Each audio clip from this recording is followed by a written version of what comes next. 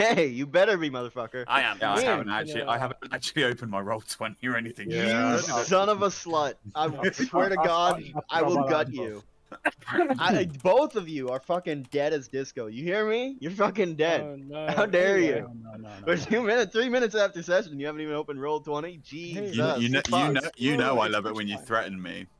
Yeah, I actually do. This is okay. Okie dokie artichoke, let's get this shit rolling. So, in our last session, you all waking up in the safe house shown to you by one, was it Akron or was it Strom? I think it was Akron, yeah? You woke up in this safe house after having taken care of some business, building a few more alliances, making some more allies, preparing for the upcoming war effort, for the upcoming war, I should say, which is slowly but steadily building up in intensity.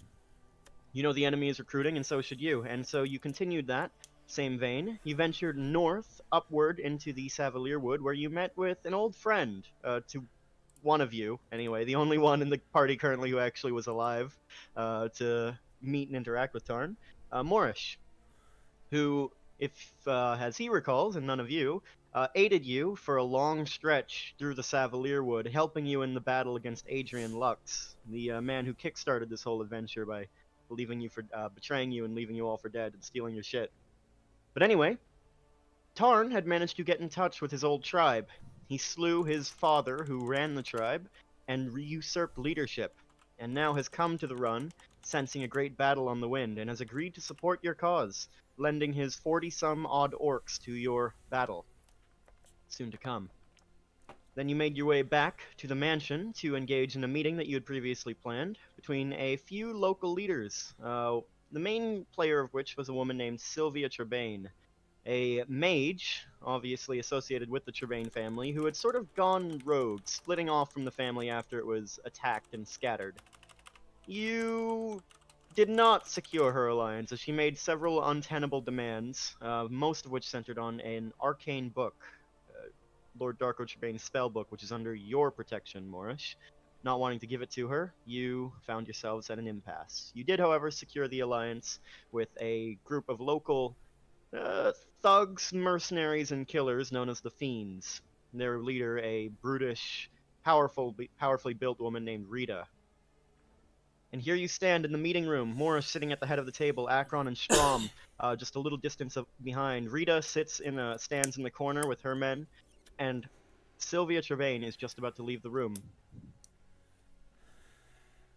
Didn't she already leave? We'll say she's about to leave, in case you want to do anything now, or if you want to let her go. No. Because I know y'all motherfuckers are murderous. How many gods I does she have kind with of her? thought, didn't we have the meeting and then she we left spoke, and then we built spoke the to job? Reader afterwards. Yeah. Yeah, that's true. That's true. It's been a week, and I don't keep notes, so my memory's a little scattered. Okay, she's gone. Shit. Oh, actually, we killed her last session as well. I'm definitely wearing Vistrogar your definitely face. survived. No, he didn't. No, he No, died. Morish bodied him in one hit. I don't know what you're on about. No. He's definitely He alive. fell And he broke has his leg or something. double paralysis poison now, so it paralyzes you for 24 hours. So It actually doesn't exist anymore. it has existed forever. Anyway, what do you fuckers want to do? Strom. Yes. I have an idea. Come with me. Alright. I'm gonna leave the meeting room and go out into the main courtyard. Gotcha. Casting a nod to Rita as you go. She is already filtering out with her bodyguards. The deal is struck. The bargain has been made.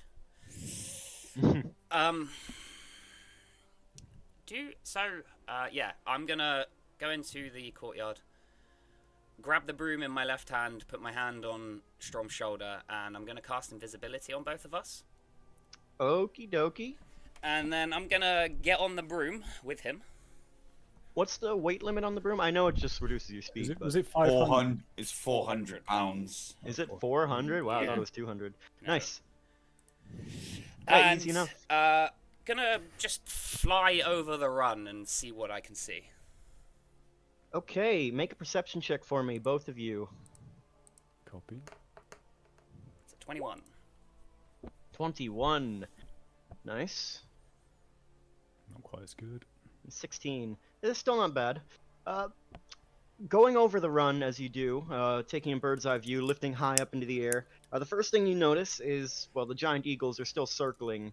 You're up there for a decent amount of time, not long enough for your invisibility to run out, but it's enough time to establish that they have rotations. One eagle, or two eagles usually go out on a patrol, like a long circle around, before they return back to the airship, and then two more fly out to take their place, so they have a pretty constant rotation going on. Where is this airship amongst the So town? it is hanging up above the town, maybe about a mile south of the outskirts.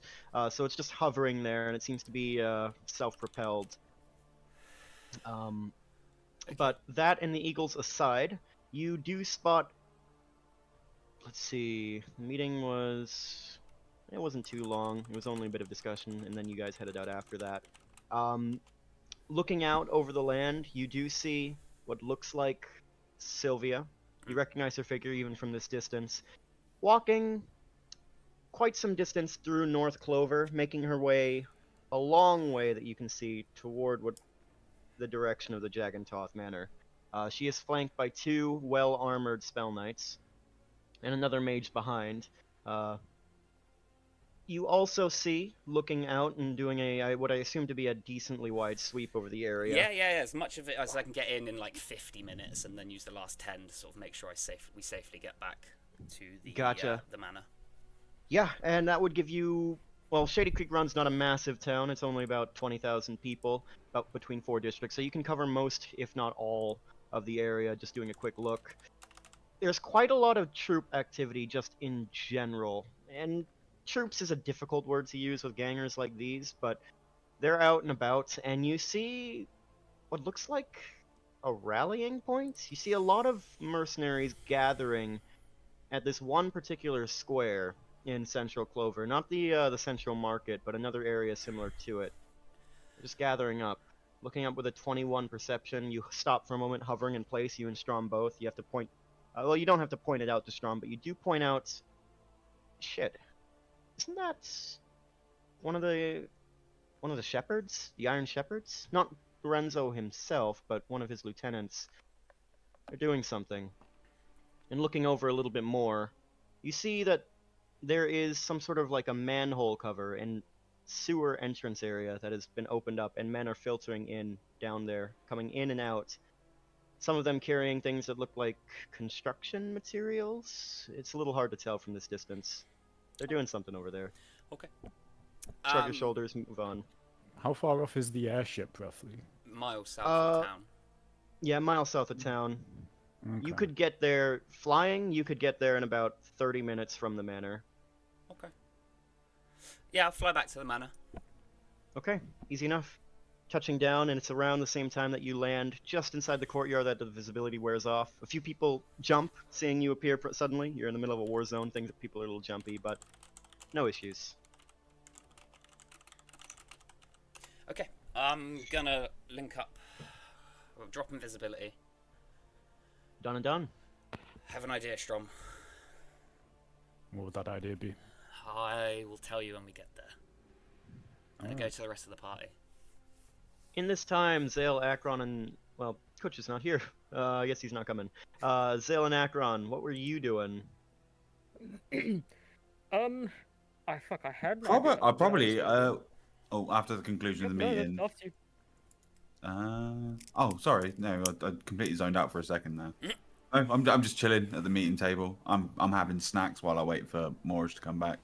I assume you went to do something. I'm having my yogurt and milk. Nice. Hey, yogurt. That's a lot of dairy. Hey, he's a big boy. He needs to get the calcium to his bones. I need calories. He's bulking. It's winter. Fuck, I had an idea of what I was gonna do. I completely lost track. Would I know of any way to brew specific potions, or would I know of like a potion seller in town? You're an artificer, you're an artillerist. I know there's a specific alchemist subclass of artificer. Yeah, I'm. I would say you know how to make like basic healing potions, sure. Maybe a few others, but you'd have to roll for them. No, it's chill. I'm looking for something a little bit more complex. Okay. Not your area of expertise, Nah, unfortunately. so would I know of either someone I know from the organization I'm with that can give me access to some, or any specific merchant in town that has potions, Are you looking for anything specific? like rarer potions? Just rare potions in So not general. healing potions, so like let's see, like gaseous form, maybe Okay. spider climb, flying, Yeah, maybe go a ahead and make a greater. history Actually, check. maybe like a greater healing potion, something like that. Okay. History check. Yes, sir. Let's see how well your network of There you go. intel works. Yeah, pretty decent. Thing about Shady Creek Run is, as a criminally run town, you get a lot of opportunity for people with various interesting connections. And especially given your line of work in particular, Akron, you've run into some pretty interesting characters in your time. Yeah, there's one guy you can think of. Gnomish fellow. Not an ish, unfortunately, or fortunately, depending on your outlook. Fuck. His name is Draven. And he runs his own. He sort of fronts it. It's just a little general store that you'd think wouldn't really mean much of anything down in Central Clover. Hard to say if he's still running it given all the war that's going on, or the soon-to-come war, but Draven, he's a pretty brilliant little gnome. He has his fingers in all sorts of pies like this, and even if he doesn't know how to make it personally, which you imagine he would, he's a pretty smart guy, he probably knows someone who does. Okie dokie.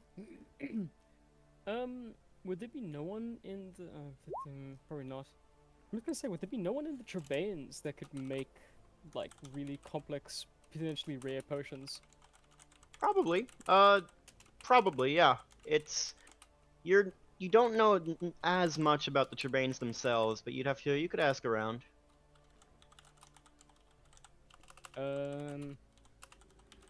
Could what's her face? Baguette bitch make potions or? She's not even French. I don't even give her a French accent. But yeah, you could. Sounds like a you problem. She's an artificer, kind of a machinist like yourself, but she probably there's someone among the family who knows. Yeah, you could ask. Okay.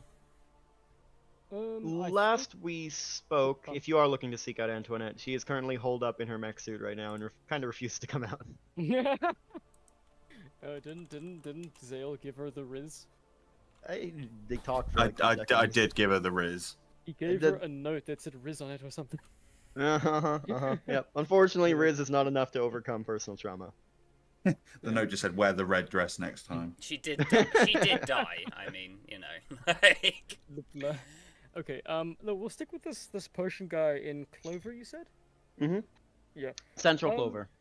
How likely is he to have a wide stock, or is it like kind of limited? A wide stock, especially for the things you're asking. Most of the stuff that he makes is on demand. It's very expensive to create things like a potion of gaseous form and just expect someone to buy it. So what you know of working with Draven, and you've done this a few times before, you could leave a request with him. He might have 1 or 2 things on hand that someone commissioned and then never picked up. So it's always worth checking. But a wide stock is a little bit much. Okay, and then with my experience with Draven, how much would he cost for like, what, spider climb, flying, gaseous form, that sort of thing? Depends on the specific potion. Could I get a special friendly discount, or is he gonna be like, no, full price? Yeah, it's friendly. He's a business associate, and you expect you'll probably have to pay anywhere from, depending on the specific potion, anywhere from about 600 to maybe 2,000 gold. Alrighty. Wow. Fair enough. You could just ask for a staff a discount and steal it. Can I get a loyalty card or something? 5th potions for free. Just pull a gun on him. It's your 100% off coupon. Do we get 5 stars and have to Big run away from the army? That's true. I feel like we've already got 4 stars, so 5's not that much of a step. I mean, it's FBI to army. It's tank. It's from helicopters to tanks, man. Come on. Let's see. Who has money? Question mark. I got money. Yeah, we got. Some We have cash. Do you need cash? I need cash. I will. Do you directly ask Zale for money? Hey, Zale, I might know a guy who can get us some really interesting things. Just some really potions that will help us How complete much do you tasks. need? How much do you have? I can give you 71 platinum. It's not bad. Yeah, I'll take that. That works. That works. I would give Akron 71 platinum. Nice. That's much appreciated. Okay. Don't go anywhere. I will be back in like a couple hours, maybe. I'll still be here. He sips his milk, looking menacing. Milk. Menacing Angrily milk sipping. sips his lactose. Roll intimidation for milk sipping. And okay, you're heading out now, Akron. Solid. 19. That's some pretty Solid. fucking intimidating milk. Yeah. He's got the full milk mustache when he brings the fucking cup. Yeah. Is my appearance amusing to you? It doesn't change though because he's got a big white beard, so you just don't notice. This is true. This is true. That's why it's so intimidating because you don't even notice. No, I groomed. Remember, I groomed. You still I got now a have beard, I have a stubble now. Ah, The okay. cup is No. off the size of his No, hand. I actually forgot to find a new token. That I was Oh, gonna you ask piece of about. shit. I'll do that another time. I'll do it another time. You need to get like a grey-haired general photo. That's how I picture Zale now, like full general, like clad in his glowing plate armor. Nice. Essentially, Geralt. Yeah. Yeah, sexy. Yeah. Mr. Akron, what's your long will it take approach me to- here? how long will it take me to get to the market, and how out in the open is the path to traverse there? Yeah, so North Clover, as you know, is the ritzy part of town. You're not gonna find too many back alleys here, so you'll have to walk on the open road unless you have some way of disguising yourself, especially Yep, with the eagles in the sky. Cast disguise self. Nice, as it works And pretty I damn turn- well. I turn myself into just a normal, average-looking human. Okay, a normal, average-looking human. Okay, fair enough. We'll assume that you're a stereotypical white male then. Exactly. As you make your way I felt through, attacked, but moving yeah. toward south, toward the center of town, eventually as you breach past the northern district, you see there's a cordon of guards up the main road. They weren't there before. They don't look outright hostile or suspicious, but they look like they're blocking off the road. And as Like you Jerry approach, guards. yeah. And as you approach, one of them says, "What's your name and business?" Oh, terribly sorry, sir. My name is Geralt, and I'm on my way home, you see. On your way home, huh? Where's your home? Oh, Central Clover. Yeah, I meant the street address. Oh, 123 Playground Strat. Make a deception check.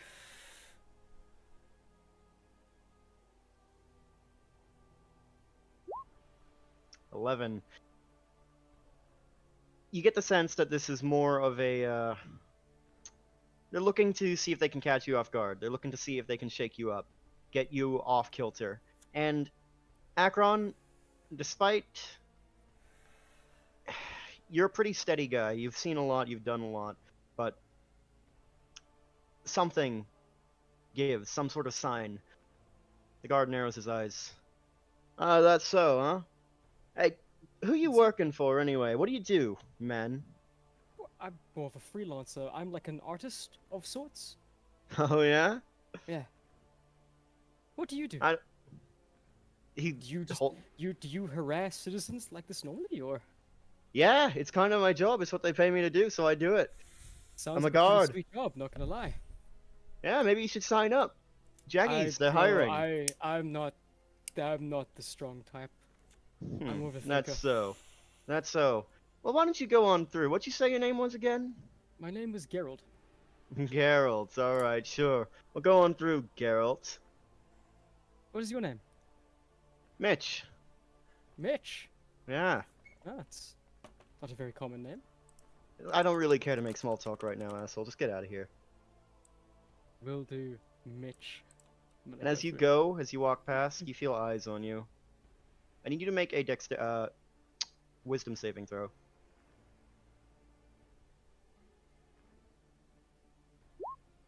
$17. You feel something wash over you.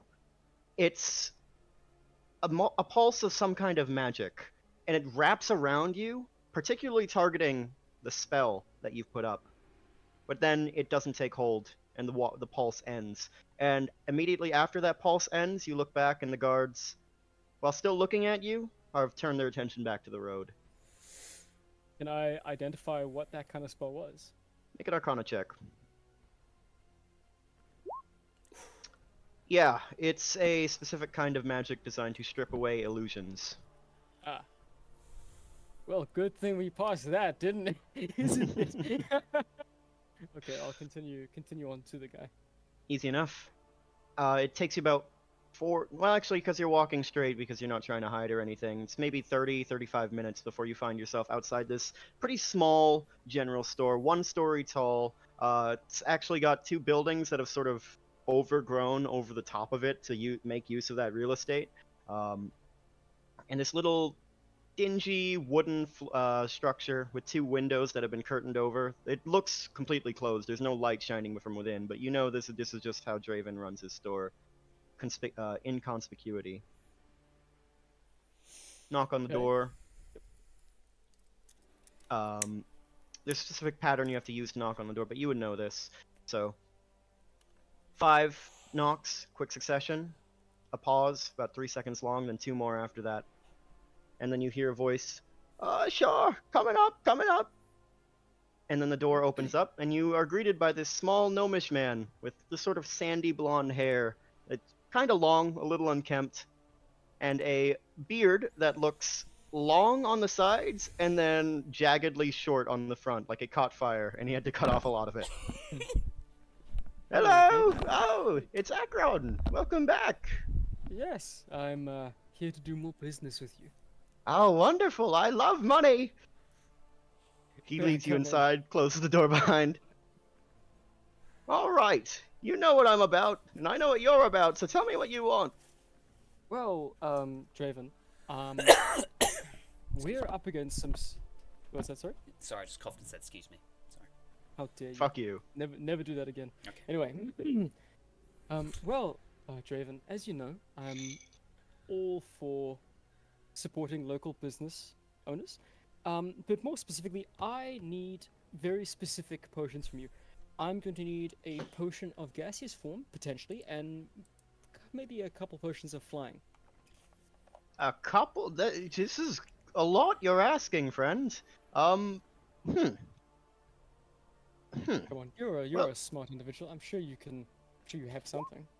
Well, it's not so much that I can't make them, it's the materials on hand. I mean, I can make gaseous form and flying do require pretty common reagents shared between them. Common, it gives air quotations of this. I might be able to make one of that lot with what I have. For the rest, I would need you to source ingredients for me. Or otherwise just expect to wait a very long time. Okay, well, how quickly could you make if I theoretically ask for just 1 potion of flying, would you be able to do that? I Would you sure need me could. to source those. No, you could. if it's just the one, I can do that easily enough. And is there anything else you have on stock or procured quotations for me that I might be Let- interested in? Let me check the back. And I'm gonna roll a luck check. You want a high number on this?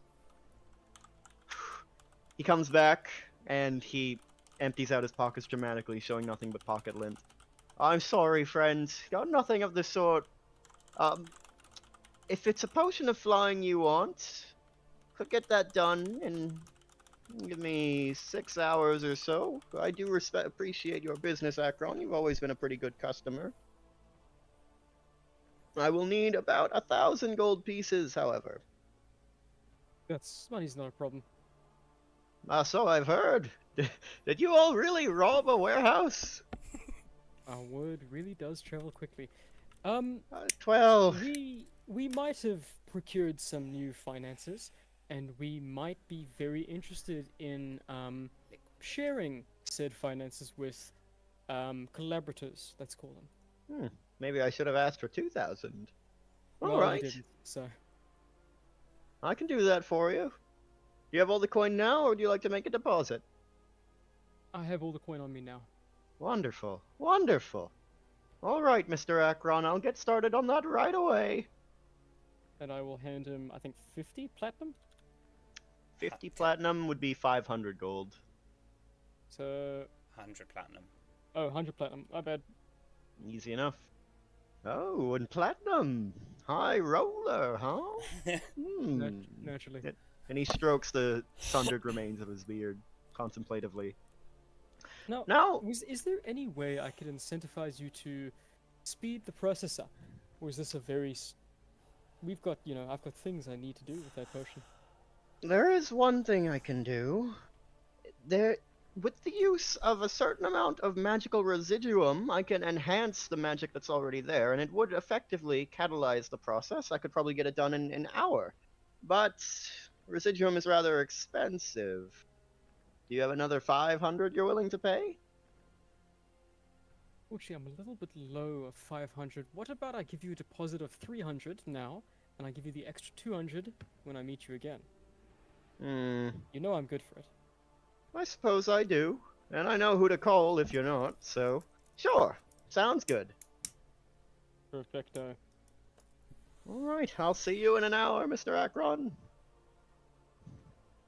I will see you in an hour, Mr. Draven. Then he looks at the gold that you've given him with lustful eyes.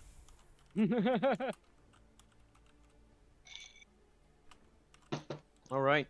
At this point, your disguise is about 40 minutes up. You have 20 minutes left on it. Okie dokie. That's... hold on. If you're just reapplying it, you don't have to tell me. You can just expend... Well, you do have to tell me, but you can just expend the spell slot and we're... Let me see what else I have here. Okay. How long does this last? About the same. No, that's fine. I'll just reapply it. Okie doke. Easy enough. Coming back out... I'll reapply it after it's, like, about to drop. Gotcha. Any more business in the run, or are you just making your way back to the manor? I think once I would have acquired that potion, I would have just gone back to the manor. Acquired the potion, so do you want to wait until he's done and then go? Yes. Alright, got it. Makes more sense that way. Him, right? How do you get the extra 200 gold, though? Huh? Sorry? How do you get the extra 200 gold to pay him? I've got Give it 200. Yeah, but how are you gonna get? Doodle. Oh wait, hold on. I don't know. I've got gems in my bag, but like I don't want to give him raw gems. Well, I would say he would assume that since you're good for it, you can just pay him back shortly. Okay, but, I'm just yeah. It just didn't make sense that he's gonna stay there and pick it up when he said I need to go get more Right. money. It's like, oh, Yeah, I'm putting down a deposit. I will pay him the extra 200 gold later. Okay. He knows I'm good for it. yeah, no, cool. You can add a potion of. Akron's a stand-up guy. Sure he is. Let's go with that. You can add a potion of flying to your inventory. I don't remember if that's a standard item or not, but it gives you the spell without concentration, which is pretty fucking Potion of sexy. flying. Yes, here it is. Nice. Oop, I'll add that in. And then I'll make my way back to the manor. All Okay, right. I'm not gonna be a default blonde Captain America looking human. I'm gonna be a really unsuspecting black gnome. Really unsuspecting black gnome. Coming back through, going pretty much the same way you went. You run into the same cordon of guards. Look at you. Halt! What's your business? It's the same guard. Oh, sir, I'm going to work. I've got a family to feed. That's so, huh? Yeah. What's your wife's name? My wife's name is Martha. Martha, huh? And a what's your bitch. name? Martha's a bit of a bitch, you see, but she's my wife. She's pregnant. You show respect to your woman, motherfucker. Oh, you haven't met Martha like I have. She's a bit of a cold-hearted bitch. That's so. Make a deception check. With advantage? No. Huh. Okay, I may You know, have you're- lied. She's not a bitch. I'm a bad husband, and I'm just Make a trying wisdom to saving provide throw. better for my family. I need you to make a wisdom save. 18. You feel the same pulse wash over you. And you feel it, since this is the second time you experience it, you feel it's coming from one of the windows of the nearby buildings, and you look up for just a moment and you see a flash of light from in that window before it goes dark again. And then the spell holds. The guard is holding his halberd very tightly and looking at you with narrowed eyes, but seeing that the spell didn't remove anything... God damn. Go on. Oh, thank you, sir. Have a blessed day. Fuck you. Straight back at you, sir. Goodbye. And you're through. Okay. Did you like that gif? He He did like the gif. Yeah. Alright. How I And, was feeling. Morris and Strom, you've touched down. It's about, well, it will be an hour or so before Akron arrives, but you've touched down and returned to the manor. Okay. Yeah, I'm gonna sit and wait for Akron. Okay. Was it here that Zale procured some? Was it like flash grenades and? Yeah, Antoinette basically arranged to have some given. Would I be able to grab a couple of each or something? Finding one of the artillerists. A lot of the supplies are given to the war effort, but yeah, Strom, I guess we could get you something. What are you looking for? What were the names of them? To be fair. Firestorm, Cloudkill, Blinding Stars. Yeah.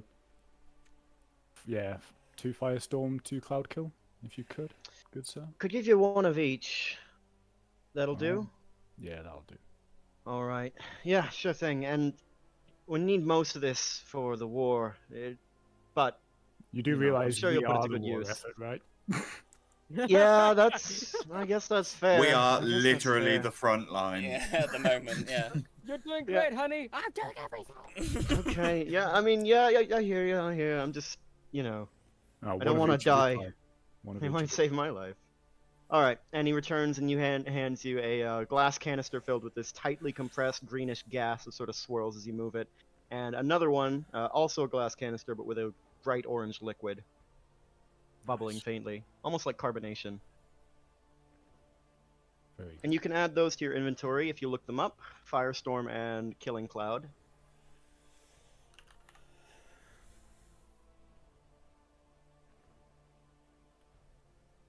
Can I? Uh, I've never Morris. actually had an inventory before. Yes. so- are you sort of just hanging out in the courtyard, or where are you? Yeah, I would have been in the courtyard looking around, keeping an eye out and stuff. Okay. Okay. Why? Just gotta check something real quick. Make a perception check for me. Oh, does my passive not see anything? What's your passive? 17. 17. 25. Yeah, okay. I would say I rolled a 25 on perception anyway, so... that giant eagle is coming awfully close. Eyes up, everyone! Eagle! People look up, and the eagle is moving I'm gonna now, go- and it looks like it's definitely on a direct course. Is it just one of them? Do I see any others? Just one for now. I'm gonna go Can on I- my broom. Strom, with me. Can I remind you as well that when we re-entered the compound initially, I did tell the ballista to keep its eyes to the skies for eagles. So that ballista's This- probably Strom's locked and inside. loaded. This is true. This is true. Yeah, that's right. And you did fucking get that ballista. Yeah, as you call out this alert, and the ballista crew primes up and looks up, and you see, oh shit, that guy's actually coming. And they immediately get the thing wheeling up and moving, taking aim. And the ballista has a range of 800 feet without disadvantage, so it's gonna fire first. Where the fuck did I put my ballista? There Where it did I is. put There my it is. ballista? I I have cannot like a find it. billion sheets. Oh, It's fine I next to feel the you, Verb. 2-4. I feel you. That's a 19 to hit. Oh my god. It did not crit. It did not crit. But what's this? Yeah. Okay. As this alert is given up, the ballista wheels up, and then a lever is pulled, and a giant-ass bolt flies out, and the eagle, which is flying down, and with your perception, Morris, you see the rider is holding some kind of metal staff, long staff in his hands. He's almost aiming it like a rifle as he's coming. And then the ballista comes up and spears right through the bottom of the eagle, and he has to almost lets go of his staff as he takes the reins and regains control, and then wheels back, and the eagle flies off again. Looks like they were just planning to do a little bit hit and run, but saying as you have aerial defenses, maybe they're not going to want to do that anymore. Everyone, we need constant patrols up on the walls, people scout in the skies. If any eagles come close, that ballista needs to be on them immediately. Yes, sir. Yes, sir. Yeah, I'm gonna just stay in the courtyard now and just wait and keep watch. Like, stand up on the walls and just scan. Yeah, same. Yeah. I've heard. Oh, sorry, Verb. Go on. No, go ahead. Go ahead. I would say I've heard the commotion. I've come out into the courtyard.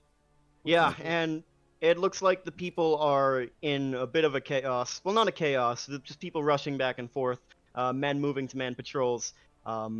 Specifically, rifles are being taken up as the longest range weapons people currently have. Eyes on the skies. The eagle is currently flying off. The bolt is just sticking out of the bottom of it, and you can almost see that for at least the first couple hundred feet before it's too far gone to make out detail. I'm gonna also give another order. I'm gonna say I want one man behind each man with a rifle, with a spare rifle, who's reloading for the rifleman. So there's constant fire going off on the walls. You got it, boss. Done and done. I'm gonna go up to Morris and I'm gonna be like, first Vish. Now the eagles are getting closer. They're getting more daring. Yeah, I know. We need to do something. I've got an idea. Okay? Just trust me. We'll wait for Akron to get back, and we'll sort it. I trust you. I'm gonna take a short rest while I wait for Akron in the yard. Okay. It's about 50 minutes through into your short. Actually, is there anything else either of you would like to do in this time frame? No. No. No, I'm good for now. No worries. Just figured I'd ask. It's about 50 minutes in that Morris, you begin to see a little black gnomish figure returning up the road, just sort of walking toward the gate, slow amble. No one you recognize, but then again, there's soldiers coming through all the time, and he looks like he knows where he's going. Oh, also, sorry, retroactively, can I also use my Harness Divine Power before I short rest? Sure, To regain easy enough. One spell slot.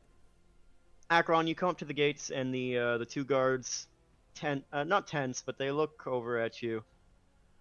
Who are you again? You one of the new recruits? No, I'm a wise old man. I'm here to dispel knowledge. We didn't hire any wise old men. Why Did you know that putting sugar, on a cut makes it heal faster? Just shove off, all right? No, did you know that the tips of your shoelaces are called aglets? He smacks you with the blunt end of his halberd. He's gonna make an attack roll. 1d20 plus 5. And he smacks himself instead. As he goes to swing, he just takes a wide arc and he hits his buddy in the head beside him. And fuck, why'd you do that, man? He was annoying me. I wanted to hurt him. That looks like an open wound. You should apply some sugar. It will make it heal faster. Just get the fuck out of here, dude. Okay, I drop disguise self. And both of them look. Christ almighty. Maybe is this gonna be a regular thing? We kind of have jobs to do, man. And you shouldn't be hitting old wise men. You were being annoying. And you were being insufferable. All right, that's true. I'm sorry. Good. Now learn from the speak better. And the remember gate that opens. the tips of your shoelaces, the tips of your shoelaces are called aglets. It's a funny one. All right. Aglets. All right. Yes, sir. They're called aglets. I'll remember. I'm gonna go back to Morsh and the rest of the crew. Alright, you join the crew. Okay. The fucking natty one. I love that. I love that so much. Oh, man. Go to your optional class features. You should have it, shouldn't you? No, I don't have it. No, like manage your character. Go to your class. Oh, hold on. I'm just telling Zale to activate his Harness Divine Power, like I could. It's so fucking good. So go manage on Zale, manage character and all of that. Go to class, go to the optional class features, and tick on Harness Divine Power. Optional class features. When the fuck is that? Where your spells and levels are, like near that bit, it should be there. You might not have activated optional class features, and so you might need to go to home. Features. Yeah, if you go to home and you go to optional class, it's the first thing home. It's the fourth thing down, optional Yeah. features, and it's Yeah. just a toggle. Optional feature. Optional class features. Mhm. There we go. Yes, sir. And then go class. Optional. Harness divine power. Cool. There you go. And to those who don't know, it's basically just a thing that lets you use your channel divinity to regain a spell You should slot. be able to It's use it kinda cool. twice per day because you are a Oh. level 9 paladin, Zale. I can only use it once per day, but you should be able to use it twice. But it's only up to level 2 spell slots. And it uses your channel divinity. Nice. Thank you. You're I'm welcome. gonna use my. I think it's called a ring of. It's like an infusion. It's like a ring of spell storing to give myself 1 spell slot back. Sure. Easy enough. Easy enough. Okay, I have a plan.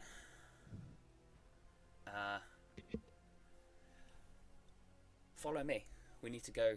We need to get to. Oh, Go on. I got us a potion of flying, by the way. Even better. I have an idea. It is daring, Mm-hmm. but if we pull it off, I think we can swing the tide of this thing. I'm listening. Yeah, it does, D, yeah. We need to go to the south of town. What's south of town? The south of town. Okay. Let's go, Any and particular reason? I will tell or- you when we get there. Just trust me on this. What is to the south of town? Things. Things. Things. That's good enough for me. Just, look, Okay. I'm just asking you all to trust me on this one.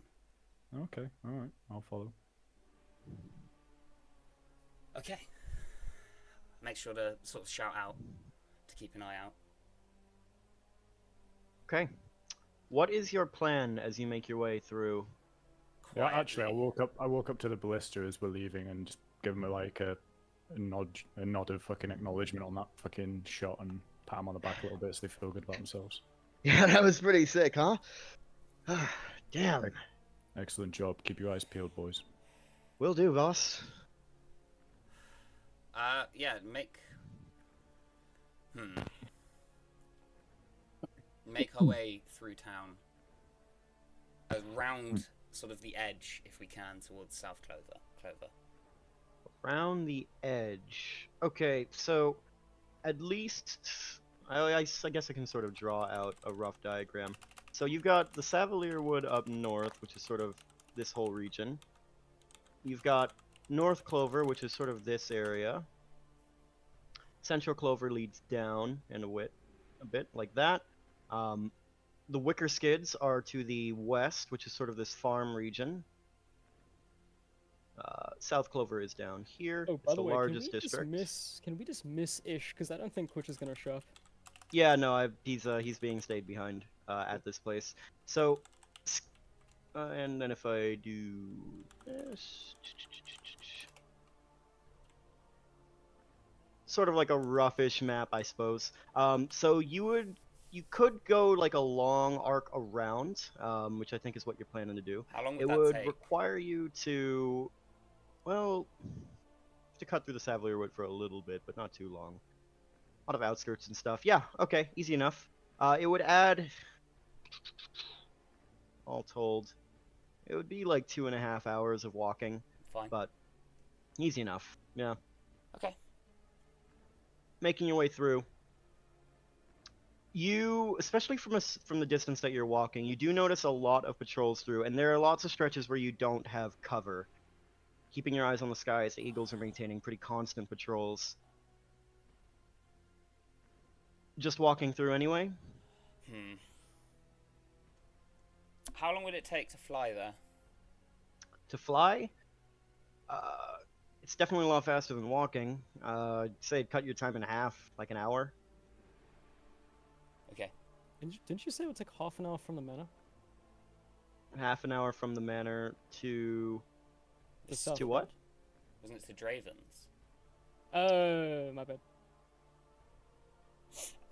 Okay. Look, we need to get past these eagles without being seen.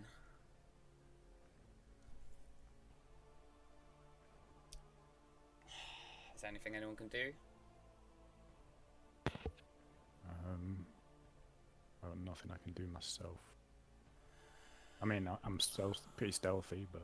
Yeah, there's not a lot of cover, though. Okay. How long did you say it would take if we literally go around the outskirts of town, like, outside? 2.5 hours. Like, What all time of the day way is it out? now? Right now, it's around 3 in the afternoon. A little bit before. I say we err on the side of caution and take the time and go around the edge. Okay. I mean, just like as far out as we possibly can without it being stupid, and you know. Without it being stupid. Okay. And like, I would keeping say. out of the sight of the eagles. As much. Yeah. I would say if you're willing to add another 2 hours on top, you could take a really long arc that sort of gets you decently far enough away from the run that you might manage to avoid attracting suspicion. I mean, they're eagles, they're in the air, they have a pretty wide arc of sight, but at the same time, there's only so much that they can actually watch. There's only one rider on the top of each one. Yeah, I'd say 4.5 hours of walking will get you on that long, wide arc around, and you would be able to avoid suspicion. Yeah, let's do that. Yep. Yep. I'm down for that. And you eventually find yourselves about this distance is about as far as you can get, which leaves you still a decent ways out from the from South Clover itself. But you stand in the current grove of trees. In a grove of trees with the tree canopy overhead, blocking line of sight from the air. You can look up and you can see the airship a decent bit above you. It's significantly larger this close up. The Eagles are still doing their regular takeoff and patrol routines, and you How think far away is the ship from us currently? Exactly. Sorry. it's maybe a mile in the air, and you are not directly under it, but not too far either. So like maybe half a mile away and a mile up. Okay. Yeah, gonna walk closer to the ship Okay. and like try and get sort of underneath it without, well, you know, keeping an eye out for anyone on the ground. Sure. Not much cover from the air here. Also, not much traffic because the ship is some distance out of the town itself. So you don't see patrols or anything walking through here. You're mostly in wilderness. Were you saying it's about 7:30 now? If it took about 4 Yeah. hours. So Yep. what's the darkness, like nighttime scale of things? Is the dark aiding us at all? Not quite. The sunset is just about. You're maybe like 30 minutes off from sunset. Okay. We could always Wait an hour. hunker down. Yeah, wait. find a nice spot and hunker down for an hour. Wait for it to get dark. Easy Maybe enough. keep a tab on the patrols if we can work out a pattern. Yeah. Yeah, make an intelligence check for me, Strum.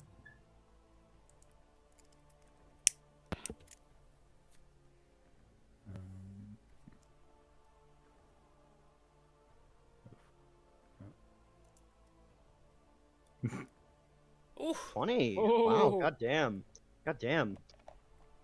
Yeah, so it takes each Eagle Rider maybe 20 minutes or so to do a full. Well, no, would be about 40 minutes or so to do a full circle around from the ship to a wide arc around the whole of the town before they return. And they always have 2 Eagle Riders going out, one clockwise, one counterclockwise, so that they sort of meet in the middle before circling back to the ship. Do we And get... judging from how you're watching, you reckon they have maybe. Well, you see about a dozen. You reckon they might have a dozen or so riders all told. You can't really tell. You can't tell super well, but I mean, 20 intelligence check. You're keeping pretty damn close tabs. Okay. Well, at least we've got a little bit of intel. You missed. We're underneath the airship. And Oh, we okay. just figured out their patrols. I think we're about half a mile away Yeah, about a. from being underneath it directly. But yeah, you're pretty close. Yeah. Yeah.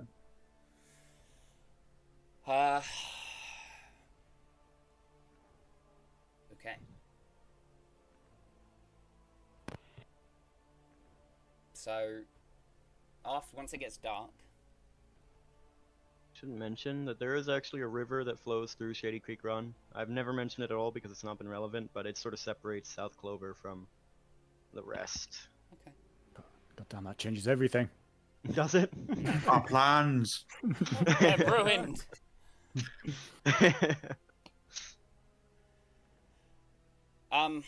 Yeah, once it's dark,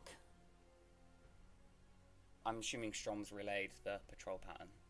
Yeah, for sure.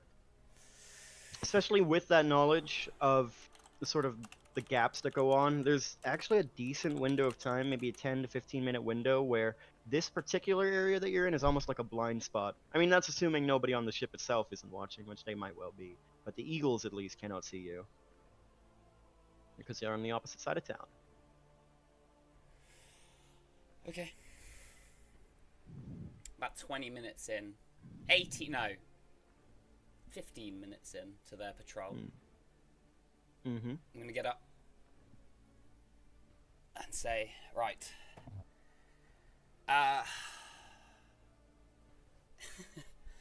It's decided then. It's decided then. So no, we are going to go up there.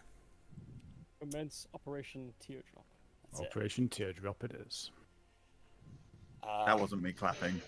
Strom, I'm going to make you invisible. Zale, I need you to get in that bag of holding. With... Yes, sir. Wait, are you making me invisible or Akron? Oh, sorry, yeah. Oh no, because Akron's got the potion now.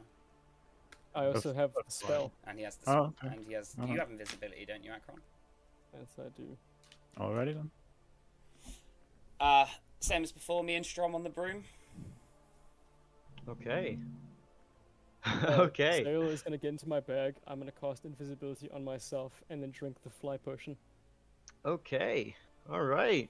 Clever, clever. Yeah, you've been thinking about this, haven't you? No, not at all. We have not been looking forward to this session all week because we said some stupid shit last week. All right, easy enough. Remind me, you get like 10 minutes in a bag of holding, right? Before you start to suffocate? Yeah, I've got 10 minutes before I suffocate. Okay. I'll give him a straw. All right. Mounting up. Moorish and Strom on the broom, and both of you are invisible, correct? Yes, sir. And Zale is in Akron's bag of holding. Yes, sir. Zale, immediate darkness overtakes you.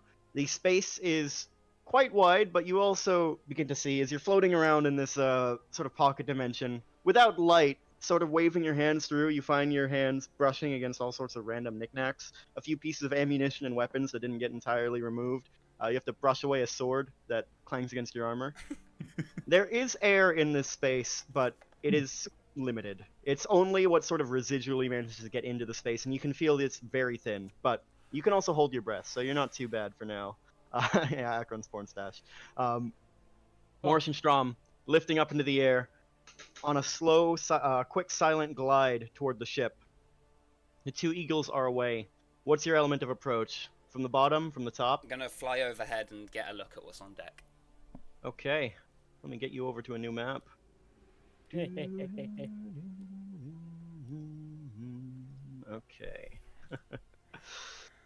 Alright, how do I want to draw this? You mean you're not prepared? Verb was not expecting the airship today. You mean you're Not entirely. Wow, Not dude. entirely. Wow, bad DM. Fuck you. You know what? Actually, let me. There's almost certainly a D&D airship map, and that's definitely gonna be faster than drawing. Oh yeah, there's loads, man. Oh, there's billions. There's billions. You have 5 seconds. Fuck you. I will cut you in places you didn't even realize you could be cut before. It's fine. I'll put sugar in it. It helps heal the cuts quicker. It doesn't stop you from being cut in the first place, though. Oh no. Anyway, Oh no. Anyway. I can cut you back. Don't worry. I'm A little trained in rude. the art of knife. Or something. Quite a bit rude, I would say. None of these fit. That's my issue with D&D maps, is that none of them ever fit my mental image, you know? Like, I always have this very specific scene that plays in my own head, and then none of the maps I find ever fit them, so I Sometimes just draw you just them gotta myself. let it go. It's like trying to find the right video on Pornhub. I get it. I knew exactly This is what you were very gonna true. say as soon as you started speaking there. Alright. You know, that's oddly enough, to that point, I actually really like the ASMR videos that have no visuals whatsoever. It's just a lady speaking in your ear. Okay. I find it's very powerful. I like it. Truly not. Yeah. Just for the future, if you ever want to get me a birthday present. I'll put you in a woman's- dark room and shove a woman in there. That's right. All The right. horror. The horror.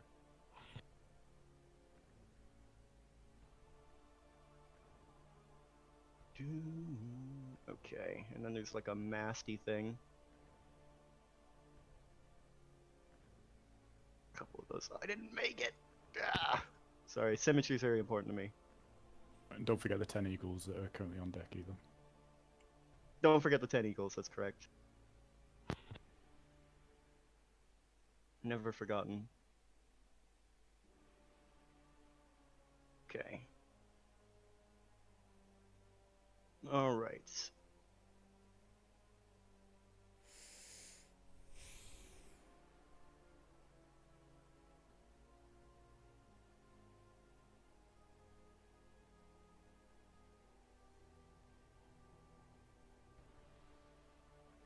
Tick tock. Give him time, Moosty. I'm impatient. Let him cook. Let me cook. That's right. He's had all Let week to me cook, just like us. Yes, so. Commence Operation Teardrop!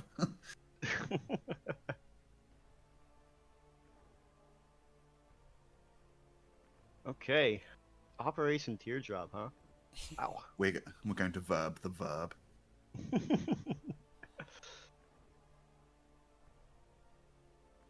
Oh no! My number script isn't working. That's okay. Giant Eagle Steve. Giant Giant Eagle Mitch. Giant Eagle Micah. Actually, that's a rat. You see a number of pens lined up along the side of this structure. Sort of like stables almost, but for eagles. They're very large. The riders, at the moment, as you are looking over from the top, do not all appear to be present, but there are a number of crew members. Is there a operating area where they pilot it from? Yes, The bridge. there's. The bridge. This would be sort of like a large cab. I actually need to elongate that a little bit. It would make more Mhm. sense. But this sort of whole thing at the top is like a. It looks like a large cabin, and you see glass windows at the front of it that allow views around. No steering wheel or anything like you would see at the top of a ship or at the top of a conventional ship, but. And these sort of balloon-like things on the side are, yes, air balloons, but also like. There's these weird spinning like metal turbine things that look to be generating some kind of force. Okay. There's no like, they're not like jet engines or anything, but they're pulsing with this faint blue light, and as you're flying over them and looking, you see that the air around them is almost vibrating with energy. These pens that the eagles are in, are they enclosed? They're sort of like horse stables, so they're not really like enclosed. There's like these wooden half walls Okay. that kind of separate each partition. Okay. That makes sense. Okay, so how is the balloon well, how is this ship being held up? Do they have thrusters or? These Yeah, things on the thrusters. these things on the sides appear to be generating some kind of force. They're glowing with some kind of blue light or energy, and the air around them vibrates. So are they magical in nature? They look pretty magical, yes. Actually, there wouldn't be crossbows. They don't have the range on a ship like this. They'd have riflemen. And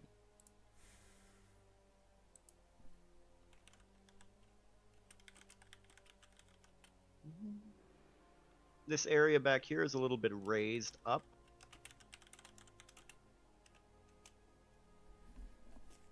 Okay. I really was not expecting this, I'm not gonna lie. You kinda caught me flat-footed. I should have had this already to begin with, but that's Be okie doke. better next time. Fuck you. I don't need to hear that from you. It's fine, the longer you take, the more nervous cigarettes I can fucking have. It's fine. Very nice. Very nice. Damn, dude, it's like he wasn't Okay. prepared for this, and he needs to now set up the map. taking up our precious D&D time. What I can't. So we'll just over time.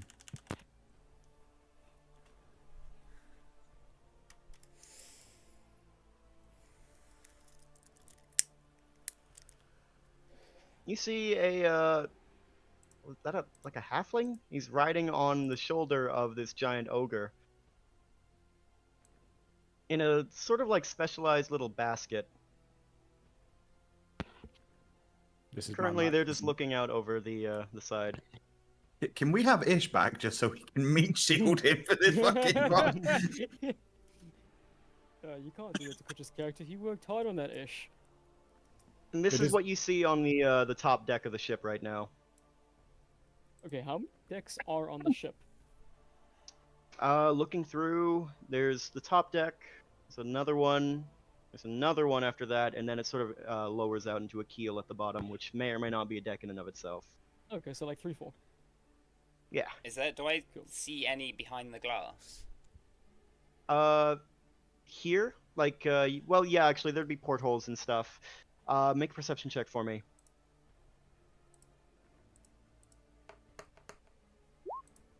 "22. Yeah, with your sweeping around, there are quite a few people. Well, there's a captain, navigator. There's like 5 people or so in the captain's cabin here. And then looking through the bottom deck, you see what looks like a bunch of, well, they look like soldiers, and they look like more elite soldiers than you might expect. Just sort of standing by almost at ready, maybe 6 of them or so, and you get the sense that these are the Eagle Riders that are getting ready for their own rotations on patrol. Okay. A few more that appear to be sleeping. A few other soldiers here and there, but you get the sense that the Eagle Riders are the main bulk of the force here. And then you find a lot of... Civilian isn't the right word for it. Some of them have weapons, a lot of them don't. They just look like workers. Oh, they're People airmen. who are tasked with the... Yeah, airmen. Do we see like a staired hatchway or something that would probably lead to the lower decks? This right here will bring you to the lower deck. No other way down. With a 22 perception, yeah, I'd say you actually would spot a couple what looks like other hatches and access points that just for ease of convenience that they would probably want to have on hand. Let's put one right here next to the mast. Like cargo hatches for dropping down, sort of thing. Absolutely. There's a big one right there. Let's do that. Okay, that denotes a cargo hatch. And then another one right here.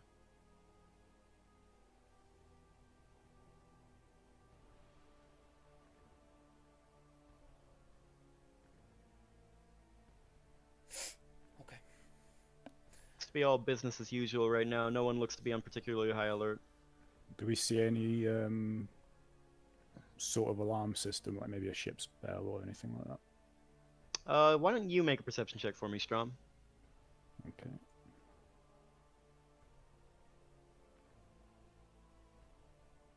Actually, to that point... Whoo, goddamn! Yeah, at the top of these masts, which you do see crow's nests at the top, you see marksmen perched on top, but you also see that above them, sort of like forming like a little roof over their heads, almost like tiny little gondolas, there is a little like a string that leads down, and you see, oh, those are bells, very large bells, and they don't look like they'd make enough noise to cause concern, but the ship is magically propelled. Maybe those things are magical as well, and you have decent amount of experience with surveillance, alarms, and things of that nature. Okay.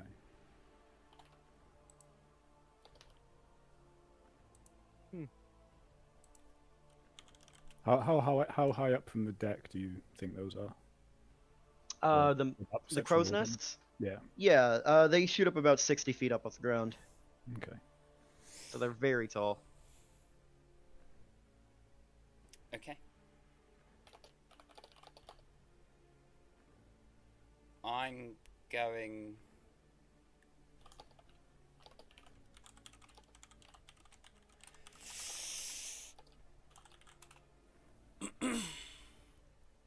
Yeah. Okay. Akron, you're flying, right? I am indeed flying. Okay. What do you expect? Walking? Just wasn't sure if you were like somehow like hitching along on the broom or something somehow. I drank the potion of flying, and I'm invisible. Yep. Just making sure. Are you There, trying you to get the find a angel way to wings. fuck us? No, no, I'm just clarifying. Wow, so paranoid. So This is the paranoid. first time you've asked a specific question. Akron, you're definitely fine, yeah? You fly, you are okay. Don't worry about it. Don't worry about it. It's all good. Okay. It's all good. I'm going to fly over the crow's nests. Okay. I'm going to drop Strom, like, above this one. Okay. And then I'm going to fly over this one. Okay. So when you say drop, I Like, mean, I let him climb off the broom onto something above the man. okay, yep. So there's the little rooftop above him. Yeah. That works easily enough. And Strom, you're currently on the top of that, and you begin to notice, holy shit, this whole thing is swaying. It's swaying quite noticeably too, with its height, and the whole thing is in the air as well, and its propulsion method. Immediately, it makes you feel sick to your fucking stomach. But you're no issues or anything. It's just a really unpleasant feeling. And Morris, much the same as you touch down, stow the broom on your back, and yeah, this whole thing is moving, and you're really high up. Okay. Gonna drop down and try and kill this motherfucker silently. I'm gonna do the same. Okay. Okay. Are you doing the same, Strom? Yep. Okay. Both of you make attack rolls at advantage as you, from the top of the decks, drop into the narrow nest, sharing space, almost having to step into this man and laying into them with your weapons. They are very surprised to see you. I am That's a hit, going Strom. Roll damage. to use my ring as well. Actually, on the second. Okay. On the second attack, if I get On one. the second. Sure. 20 points of damage on that hit total. Decent hit, but he's not dead. As you drop in on this man, Strom, and stab him down through the shoulder blade, and the blade penetrates into his chest. Can I take my And- second hit? That's a crit, Mr. Morris. Alright, roll damage. Go ahead and make your second attack, Strom. Plus 8, so Don't 19. don't you add to that 20? You add like the base damage, right? Yep, that's a hit as well, Strom. Roll damage. So, on your crit, Morris, that is, we 19. add to that an 8. Yeah. So a 19. Anything else that you're doing with that? Are you smiting? No, my second attack again with the ring. Okay, got it.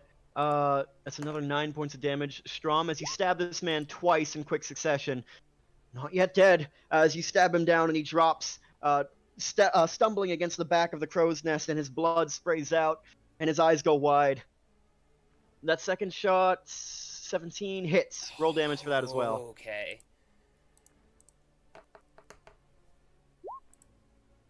16, and then roll your extra d8s. Plus another 7.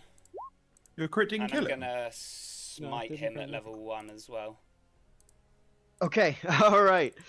Stabbing him once in the chest, and then you manage to nick his heart, and the blood begins to spill out of him, and he looks down. Oh, God! And then you reach in for the second strike, and at that point, your blade lights with this reddish light, and pierces right through his fucking head, and the back of his head explodes in a little spray of gore that rains out over the edge of the crow's nest I'm gonna as he drops dead. cradle his body as he goes down. Okay, yep, you hold him. He doesn't drop. He, for a moment, totters over the edge of the nest, and then you pull him back in and lay him at your feet. Strom, you stab this man twice. He's not dead. I need you to roll initiative. I need both of you to roll initiative. Actually, why don't all of you roll initiative? And Boosty, can we do something You before? want to do Like a thing? this What is do you all. want to do? Yeah, can do a thing. What do you want to do a thing? Drop me by the door, You want me to drop you on the war mage? Gotcha. oh jeez. or drop me down here, No, like no, behind no, the no, wall no, no, mage. no. This No? is the door downstairs. Oh, that's the one. that one. Okay, yeah. No, I want that one. Oh wait, no, I thought wasn't the control thing upstairs. Yep. No. No, the door to below decks is the one at the bottom. Oh, here. Yeah. Okay, yeah, drop me by that door then. Sorry, I'm having a moment. Let me It's fly here. all good. Okay, before all this kicks off and we roll initiative, as they've all done their things, I would like to lob the cloud kill grenade through this door, please. Okay, so basically Akron touching down, pulling out the bag of invisibility. Now that doesn't break your bag of holding. Yep. That doesn't. I would mention it was talking about your invisibility, but your invisibility is not broken as you do that. But Zale, you come out extremely visible. Let me. He's extremely shiny.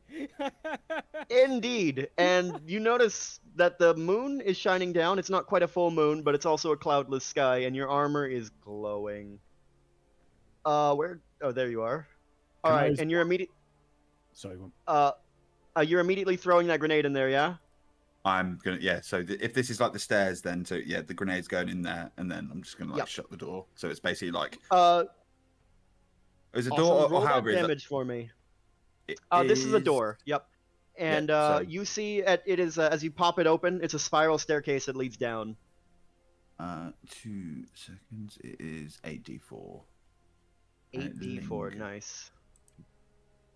As I see Zale pop on deck, can I use my bonus action that I was going to use and shoot this fucker that's in the crow's nest with me? Yeah, I would say so, yeah. Wow, these guys are rolling really good on initiative. Oh. And then I'll do my initiative roll. Okay, nice. Roll damage. Not that good. But... No! 10. We add another 2d4, so another 8 to that for a total of 18. Ooh, a 21 on that, huh? Oh, geez, and an 8 on initiative. Yeah, that kills him, Mr. Strom. As you stab this man twice, and he cries out, and his hands reach up for the bell as he opens his mouth to scream. And then you jam the gun in his mouth and pull the trigger and blow the back of his head out. And now you occupy his space. Both the bodies are in the crow's nest with you right now, but we're just gonna leave them there for ease. Let's roll initiative for this war mage. 15, good for him. Now Gorbin and Gorbin Smasher. There, we'll share the initiative. There are 2 Zale tokens on the board. Oh, there are. No. We have to play fairly, like Verb does all the time, Like every time. definitely, right, all the Verb? time, every time. Fuck you. And then the Eagles. Yeah, my new paladin spell is Shadow Clone Jutsu. Nice. I am now an Echo Paladin. I'm an Echo Paladin. So many eagles, dude. Yeah, dude, it looks like it's an eagle carrier or something. I don't know. Yeah. Did I roll for them twice? No, I only rolled for them once. Nice. Okay. The highest. Well, you know, we'll give them all 7s because that's the first one I looked at. So all the eagles get 7.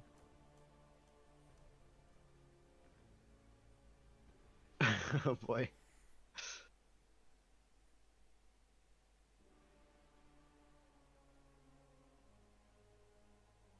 You know, I'm starting to think we could have really done with Kutch.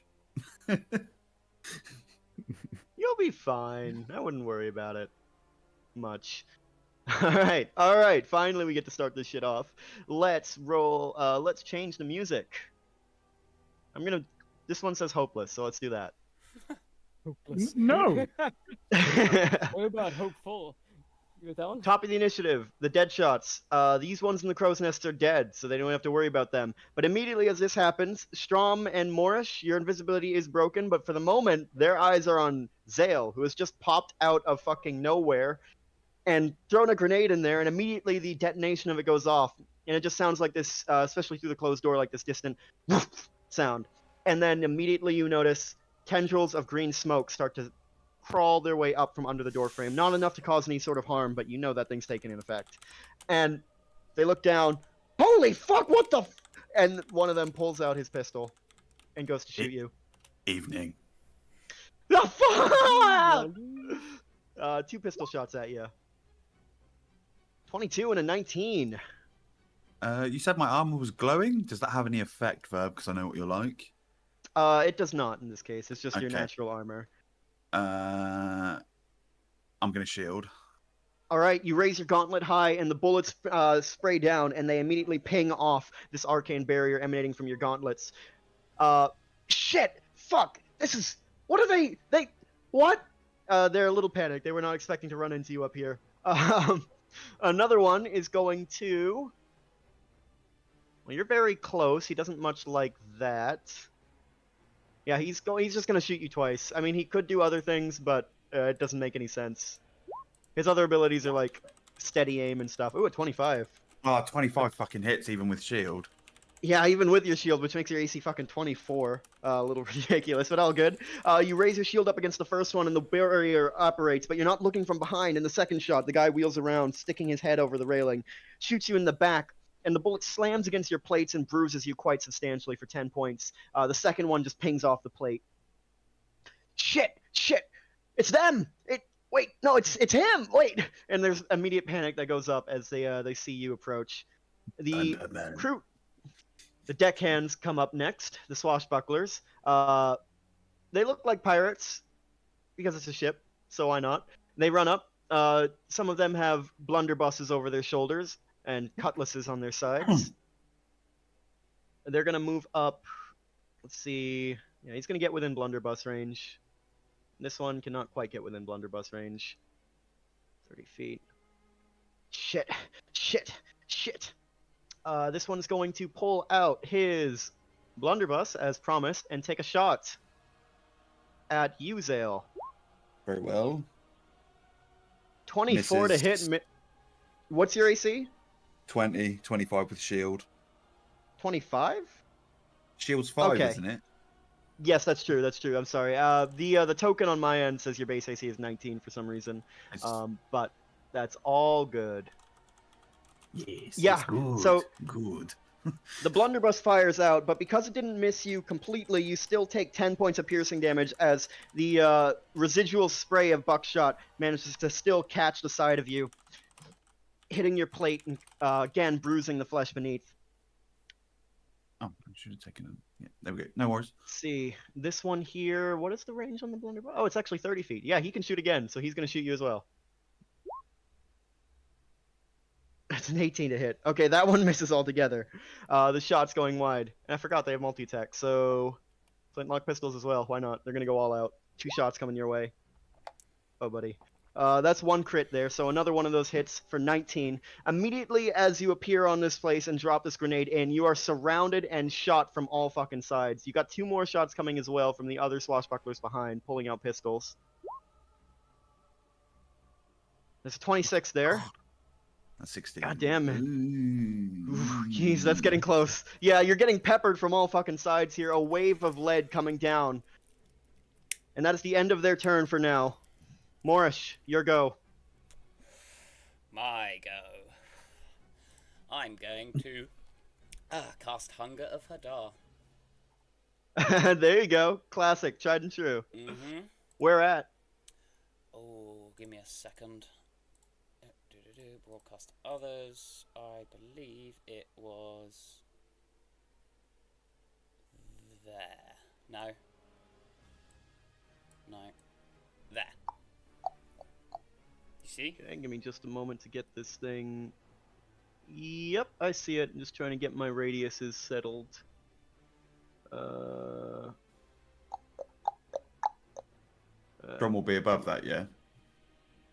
Yeah, he's 60 foot up. It's only a 20-foot radius. Yes. Oh, okay. I mean, I was going to Misty Step to close with a mage, but it's cool. This might be better. Damn, why is that? Okay, yeah, that'll do.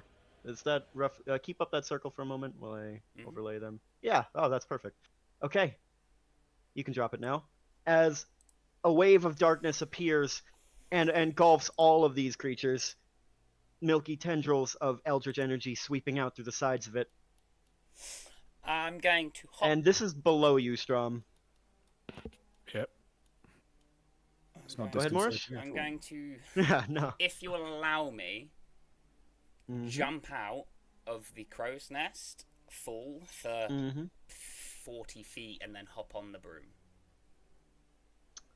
Yeah, okay, that's pretty cool. I respect it. Yeah, you jump out of the crow's nest and feel the wind immediately begin to rush as you drop, and then pull the broom from your back and thrust it to the ground below you and activate the magic, and then you are suspended in the air.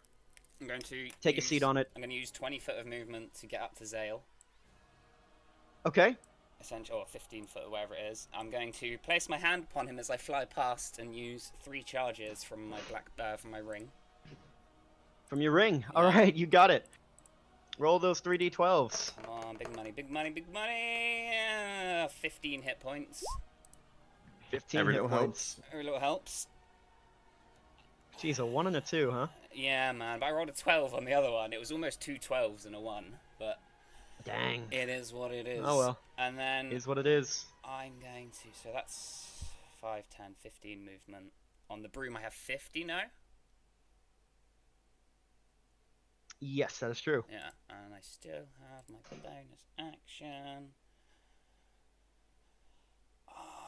Let's do the Disco Elysium music. No, I'm gonna. I'm gonna get up into the face of these two here, Okay, flying Hop. up in your broom, and then hopping landing off. between them. Yeah, Alright, ignore that. what's happening, boys? Oh no! You give up now, and we'll let you live. Can't do that, man! Can't do that! Well, today's your last day on Alright. this earth. Oh, Jesus, fuck. Your reputation goes before you. And being up in the air, these guys were not expecting to have to come face to face with anything. Yeah. End of your turn? Yes, sir. Okay. Beginning his turn, 2d6 damage, right? For the War 3 Mage? damage. 3 damage, nice. Gritting his teeth, he's gonna move in the direction of light. 1, There is 2, no light. 3. You can't see anything. That is true. They cannot There's see no anything. light at all. They Roll a can't see D6 or anything. You know what? something. I will do what I've always done then and roll a d8 and see what he does. And this makes the spell much more powerful than it is, but you know what? I actually like it because I think it's thematic. 3. 1, 2, 3. He moves in this direction. 10, 20, 30, and finds nothing. Reaching his hands, groping through the darkness, feeling the cold envelop him. He says, ah, fuck this, I'm a mage. Dex And he's gonna save. cast a spell magic. Okay. Fair enough. And that just ends it, right? Because it's a third level. Is it a third level spell? Yes, it is. Yeah, unfortunately. Ah, well. He reaches his hands up and the magic courses through, and then the darkness shatters. No worries. It took his turn away. This is true. Akron, it's your go. I'm going to fly invisibly over here, Okay. and then I'm going to invisibly cast Thunderwave. Sure, absolutely, yeah. Con saves, right? 19 con save. 19. Okie doke. What's roll damage for me, please, and thank you.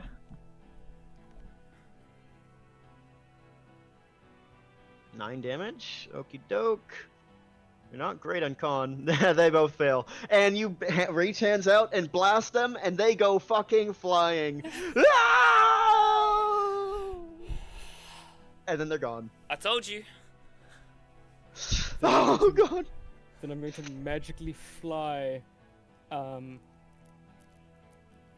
and then another like 10 feet up, I guess. Okay, you got it. You are 10 feet up, you said, yeah? So, Yeah. let me do, just so I don't forget. Nice move, this dude. Okay, Yeah. Thank you. very nice. Classic Baldur's Gate 3. Yeah, man. I learned it. Mr. Stromduskar, it is your turn. You stand at the top of this crow's nest. The darkness appeared for a brief flash below you, and then it's gone. What's the radius on a firestorm grenade? Just out of curiosity, 10 I'm asking feet. for a friend. 10. It is 10 a feet. 10-foot radius, so it looks a little bit like this. Would I be able to get just about the War Mage and the Goblin Smasher? Oh yeah, you can get the eagle in there. Oh yeah, too. easy. Yeah, Yeah, I'll yeah. throw a from my high perch. I'll throw a firestorm grenade right there. All right, hooking back your arm and throwing it. That is a DC 18 dexterity save. Roll that damage for me, my man. 10d6. How do I roll the Yeah. damage for that? I've never. Just type in /roll 10d6 in the chats. What was that? Slash roll. / and then do space 10d6. /roll number. /R. Oops. Oh, /R. Yeah, either way, it works either way. Yep. Oh, no space between the 10 and the d6, just all one Oh, thing. okay. Otherwise, looks good. Woohoo! 37, not bad, not bad. Okay, as you hook back your arm and throw this glass canister, and immediately splashes in the center and explodes in an incendiary maelstrom. And they all fail. The War Mage is incinerated instantly. The flames blow out his legs out from under him, turning them to ash beneath him, and he drops to the ground screaming before the flames rush down his open mouth and cook him from the inside out. He's fucking dead. Gorbin on the shoulder of this Smasher. The Smasher reaches up his arm using a reaction and shields him for half the damage, so he gets back 18 hit points. But the damage is still cooking at the legs of this massive ogre, and the eagle rears up, screaming as well. Its wings are on fire. It flaps it desperately, and it's about to take to the air just to get some fucking air on this. But yeah, that was quite devastating. Okay. Is that an action to use a grenade? Mm-hmm. It is, yep. No, okay. Actually, what subclass of thief are you? It's a very good question. The good kind. How would I find that out quickly? It should be on your character sheet at the top. Actually, No, it's not. yeah, if you go to your character, click on your character's name, and then you'll see your He is a subclasses. thief, Fighter. a thief. Thief. He's a thief. So Yeah. thieves can use items as a bonus action, so it's only a bonus action for you. Ugh! Okay. Because you have quick hands. I'll stay here for now then, I think. Okay.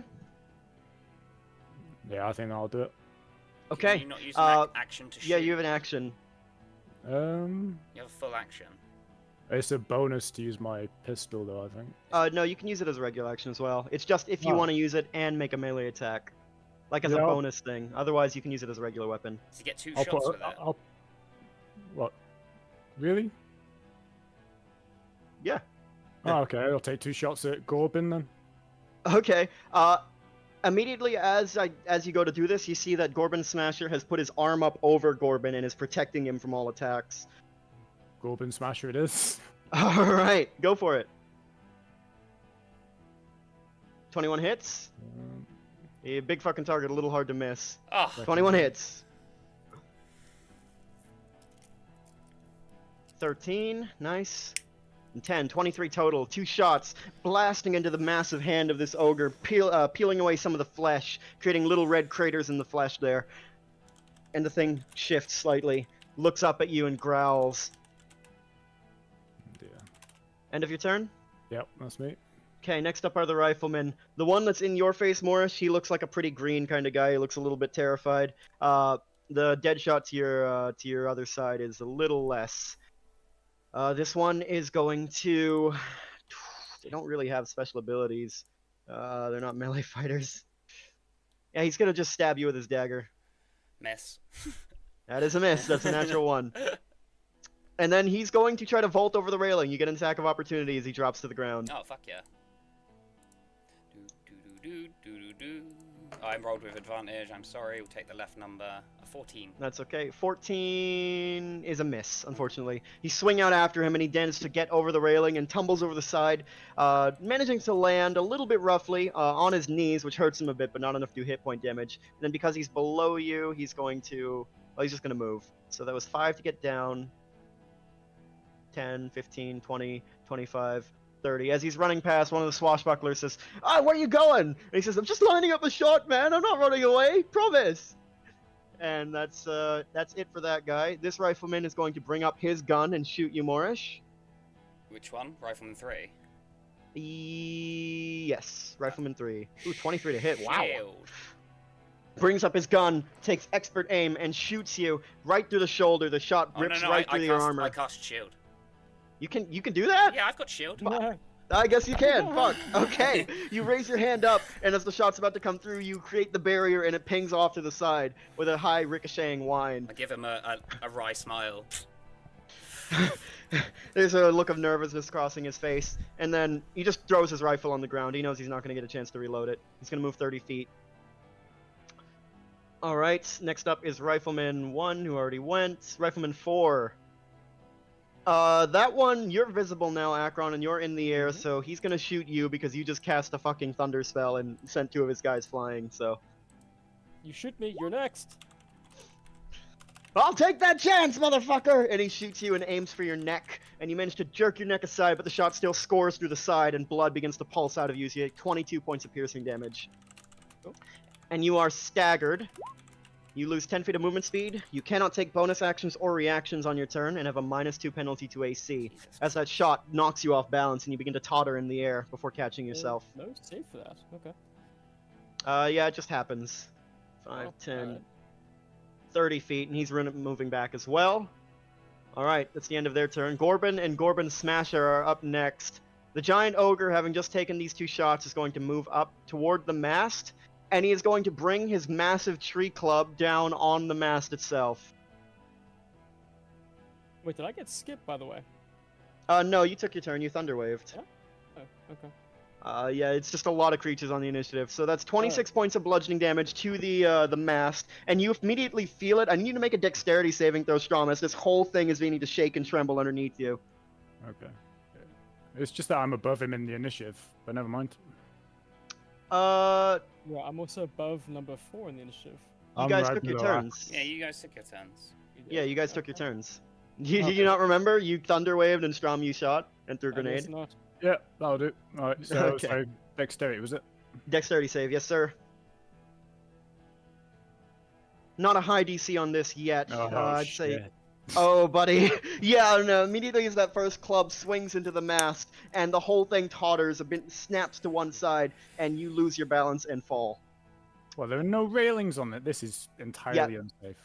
You can't. Well, there are railings. That's what you're trying to catch, but you're knocked over the side of it. And I mean, if I had been even a little bit higher, I might say you'd get a turn to hang on. But that's a fucking 7, man. Can I cast Misty Step as soon as I'm within 20 feet of the ground instead? Let's see. You fall 60 feet per round, right? What? There's a standard D&D ruling on this. 500 feet per round. 500? Yes, Ah, 6 seconds for 500 feet. Yep, if you look it Yep. up, it is correct. Well, It yeah, is- that makes a lot of sense. Mhm. 500 feet, and yeah, you're falling. Unfortunately, man, you hit the ground. Make an acrobatics check for me, however, to see if you can mitigate some of this damage. Since you're falling from 60 feet, that's 6d6. Wait, is that correct? Or is it Yeah, 2d6 per? No, it's 1d6 per 10 feet. Okay, And you have to be above Okay. 20 feet usually, I think, to make it. stick. gotcha. Yep, you are falling toward the ground, but you manage to stabilize, spinning yourself and landing hard on your feet, Strom. You only take 8 points of damage, and you are not knocked prone, as you are now here. Superhero landing. Yeah, pretty much. Ah, it's really bad for the Crushing the knees. ground underneath you. And Gorbin is going to move, seeing that his fruit has fallen from the tree. Luckily, gonna I make- started those 10 temporary hit points up. So, I guess that's true, yeah. He's going to make another chunk attack against you. I forgot about. That's why my health didn't go down when I took the damage. I need to add 10 HP back because I realised I took damage twice on a thing that I did earlier. Oh, So- okay, no worries. Yeah. Don't worry. That's a continue, 20 to sorry. hit. yep. And this massive fucking tree trunk comes down. You've just hit the ground, just landed, crushing the planks underneath you, and you look up, and this thing's coming down toward you, and you suffer 40 points of bludgeoning damage as you are smashed into your own crater. Alrighty. And Gorbin, on the shoulder of this ogre, peers up over, and you see him. You're on the ground now, and he begins to laugh. Stupid elf! You'll die! And he's going to cast... He's going to cast Bigby's Hand and try to pick you up. That's a big wall of text. All that matters is that he gets a massive hand appears. And immediately as this thing is cast, it's going to try to, well, like you said, he's going to try to pick you up. I need to make an acrobatics check to avoid this, as he is effectively trying to grapple you. You need to beat a 17. Fuck me. You are picked up and lifted up into this hand, and can he move it on his turn as well? He can do one thing with it on his turn, I believe, can't he? Yeah, he can only grasp you this turn, but on his next turn, you see it's lifted you up, and it's slowly moving towards the edge of the ship. Copy. Alright, Zale, it's your turn. Alrighty, good sir. I am What's up, going Dave? to. I'm going to shift over to this McMatey, and I'm going to swing at him. Okie dokie, artichoke. 23. 23. That hits, yeah. And then I'm going 15. to first level smite him. Cool. 2d8? Yeah. I always forget. Go for it. Yep, 2d8. 7. Yeah, that does it. You charge up your greatsword, which is already still glowing, and swing down, and the light carves him in half. Cool. And then just moving on without even like flinching. 15, 20, 25. I'll So, swing at wait. Rifleman. This eagle is going to lash out at you with its talons as you go by. Oh, is it? Oh, is it? That's fine. Yeah, go for it. Okay. Oh, That's a hits. 20. 13 damage. That hits. You take 13 points of damage as you are raked from behind. Okay. I will swing at Rifleman 1. Got it. 22 hits.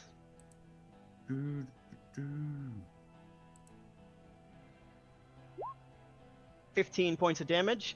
Not quite enough to kill him, but you're carving into him. Your blade buries into his shoulder, and you pull the thing out, and his arm hangs limp.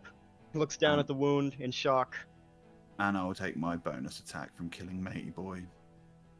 Okay, go for it. Ooh. 14 misses, unfortunately, just barely. Damn it. And that is my turn. Okay, next up are the eagles. There's a lot of eagles here. They're gonna take off, actually in unison almost, and like taking a formation like a flight of birds, as if they're trained for this. They immediately take off to the air, and you see them dipping down to the lower levels of the ship. That is their turn for now. They actually vanish out of sight, but I don't want to... Oh, I can do this, actually. Easy enough. I'll just move them all to the GM lair.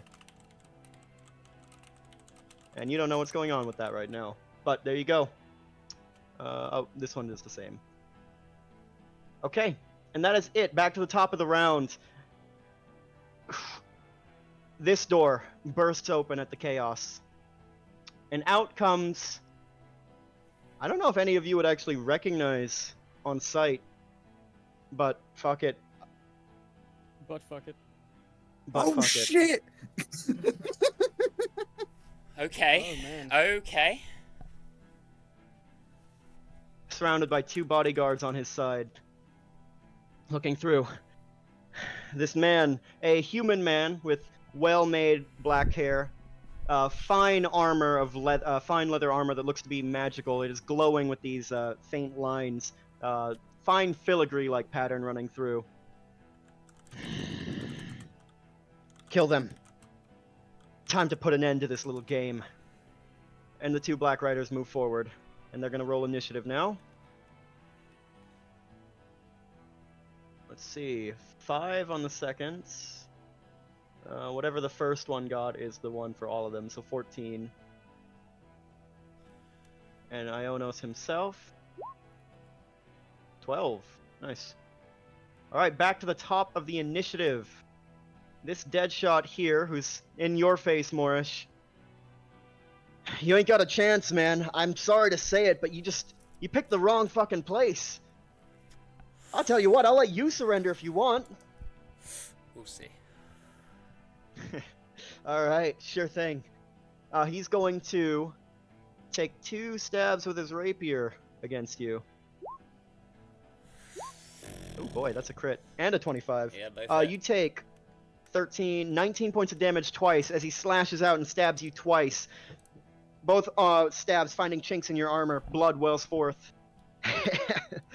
You're dead. And that's it for him. Next up, this swashbuckler's dead. This one's still alive. He's already fired his blunderbuss and his pistol.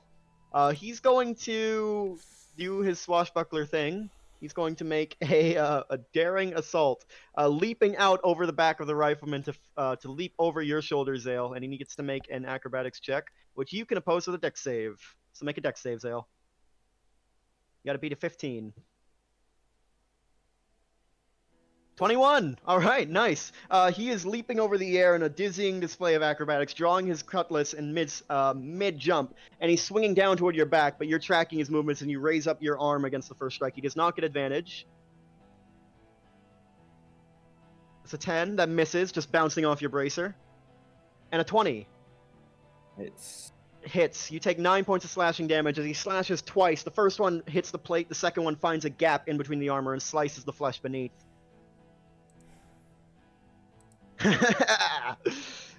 And that is all this man has to say. This one pulls out his own blunderbuss. The last one among the lot. He's going to take a shot at you. Holy shit. Pulling it out from his back, he raises it up and takes a shot. And you are sprayed with buckshot. Pellets flying over you as you take 25 points of piercing damage. You have 2 charges on your gauntlet, right? I've got 1 more charge. Yeah, I'm gonna use it. Okay. I still take half. You still take half, unfortunately. 12 points of piercing damage as you raise the gauntlet, but a few of the pellets still get through and slam you. A few of them cutting into your face and cheeks.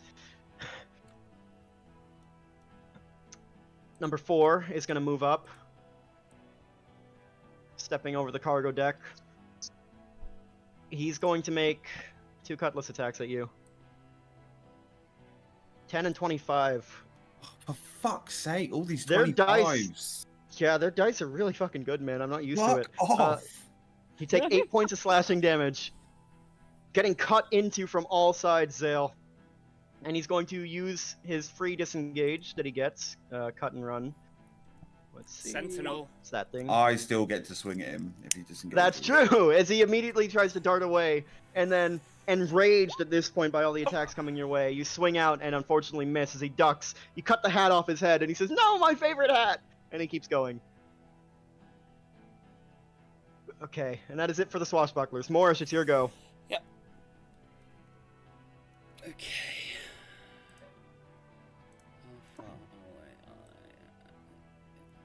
Yeah, I'm gonna move 50 feet here. Okay. Take He's going to try and stab you. 14 misses. Yes, sir. And I'm gonna toss a firestorm grenade into the middle of the group where Ionis is. Oh Right shit, about okay. here, so it gets all of them other than Strom. Nice, nice. Roll that damage. Yes, sir. Give Let's me see. a second. Is there anything these guys can do? Cry? Not really. 31. Not really. Nice, nice. Group saving throw, Dex 18. Total of 31 damage, save on half. All failed. That is all failures. That is all failures as the grenade goes off and detonates. Once again, Gorban Smasher uses its reaction to shield his little buddy, giving him... Quick question, can you actually shield from an area of effect thing? Yeah, sort of. It's just part of his abilities. Okay. Anytime Gorban takes damage, he can use a reaction to sort of... Like, we as fighters can take I think it's interception, which lets you shield some damage from... Like, Dave does it with his Spirit shield shield, thing yeah. as a barbarian. The grenade goes off, and as the flames clear away, you see Ionos standing tall. The runes on his armor have lit up orange, and he stands a little bit singed, but not looking too bad. The Black Riders look pretty decently hurt. The ogre is hurt, but it's a fucking ogre, and it's very terrible. But the grenade went off, and Ionos looks down at the Black Scorch in the wood. This was very foolish of you, you know. You'll die here. I'm gonna place my Hexblade's curse on him. Alright. He feels that dark necrotic energy wash over him. Let's fucking go. He says nothing. End of your turn? Yes, sir. Alright, the War Mage is dead. The riders move up. We'll kill him for you, boss. Don't worry. And they're gonna move up 30 feet here. And they both get into range with you, drawing from their sides cavalry sabers. I'm in the air. Oh, that's correct! That is correct, I forgot. I'm above. I forgot. We'll get him for you, boss. We can't quite reach, but we'll Actually, get do you them. know what? No. Actually, no. I will be down. I'll draw them in. And you will be down. And I'm going to cast shield at those attacks. Okay, got it. They get 3 attacks. Well, no, only 3 attacks on horseback, 2 attacks on ground. Because they're not meant to be ground fighters, but that's okay. 2 sabers attack, another saber attack coming your way, or another 2, I should say. Both miss. Raising your shield up as this flurry of attacks comes down, and you ward all of them off. You kill me, will ya? I'll fucking see to that. Shit, we heard the stories. To be honest, I wanted to tangle with you. You seem fun. Is that a flirtatious? Yeah, Morris winks. He winks back. Next up is Ionos Jagantoth himself. Dex? What's his dex? Ionos? Yeah, because Akron his has the is same... 11. Akron... What's your dex, Akron? My dexterity is 12. 12. You go for him then. Perfecto. Does his armor look to be metal? It is leather. Damn. That was a very quick change from, oh no. It's leather. It's leather. It's leather. It's leather. I swear to you. I've already established that it's leather. I don't need to worry. You said it was magical with red lines through it. That's Sounds true. suspiciously metal to me. No, it's leather. I said it was leather. Play back the stream, motherfuckers. I never said that. I did. Okay. Fuck. I'm trying to like find a way to AoE but not kill you guys.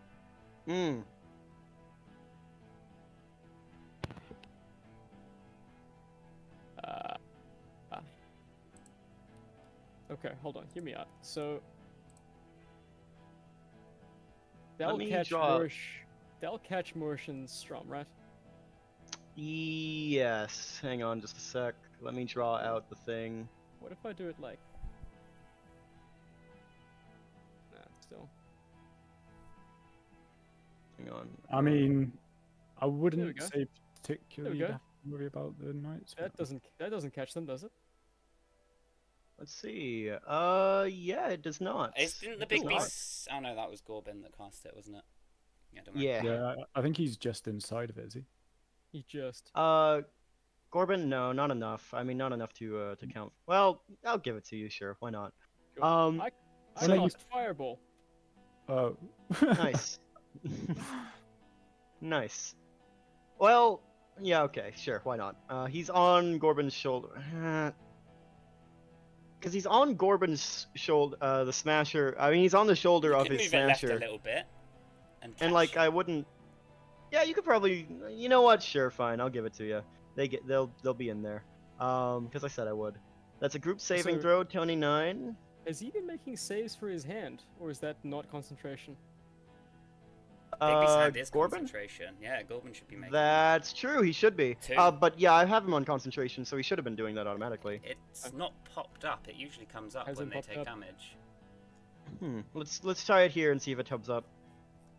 We'll see if it's been working okay. Gorbin. Yep, it has been. Okay. I think. Okey-dokey. So he is still using his reaction to shield, so he gets back. What is that? Half of 29 is 14. Plus 14. Well, that'll still kill him. He's been taking quite a beating from all these grenades and shit. The ogre raising both hands now over the top of little Gorbin, and you hear a mournful cry go out. I'll protect you, little buddy! And he has his hands up still, but then the hand goes away. Ionos was a failure, but he's still resistant, so that's plus 14 back. And then when the Smasher raises his ogre hands up, he just sees a little puddle of melted flesh on his shoulder. No! And he starts to cry. Good. Alright, your fireball has come out. It's done some damage. The Black Riders stiffen at the flames that wash over them. The Swashbuckler does a daring dive. What's the rest of your turn, Akron? 5, 10, and then an extra 10 feet up again. How long Okay. does that stagger thing last for? It's over now. It only lasts until the end of your turn. Cool. Still got bonus. Oh, so is this guy alive? Yeah. Yeah, he is. Huh. Okay. Okay. That do it? Yep, that's my turn. Nice. Jagantoth is up next. Ionos. The double flames wash over him. Grits his teeth. His armor is lit up orange, but even it has limits, and he's starting to look a little bit pained. He's going to use a bonus action and cast Misty Step, holding up a ring on his hands, and he's going to appear on the top of this cabin here, so he has an elevated view.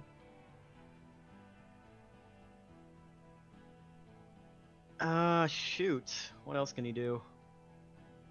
Yeah, he's going to use his action and pull up a necklace that has a bunch of fiery pearls laced along on a string.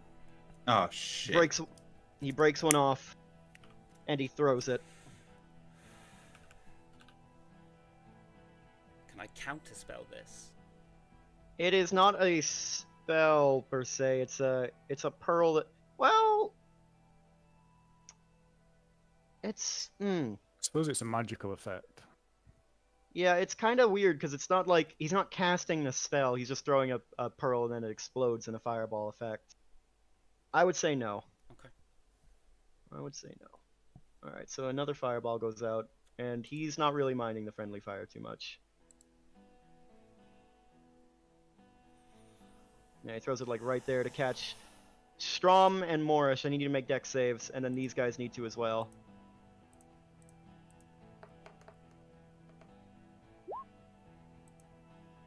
Alright, I need to roll damage as well.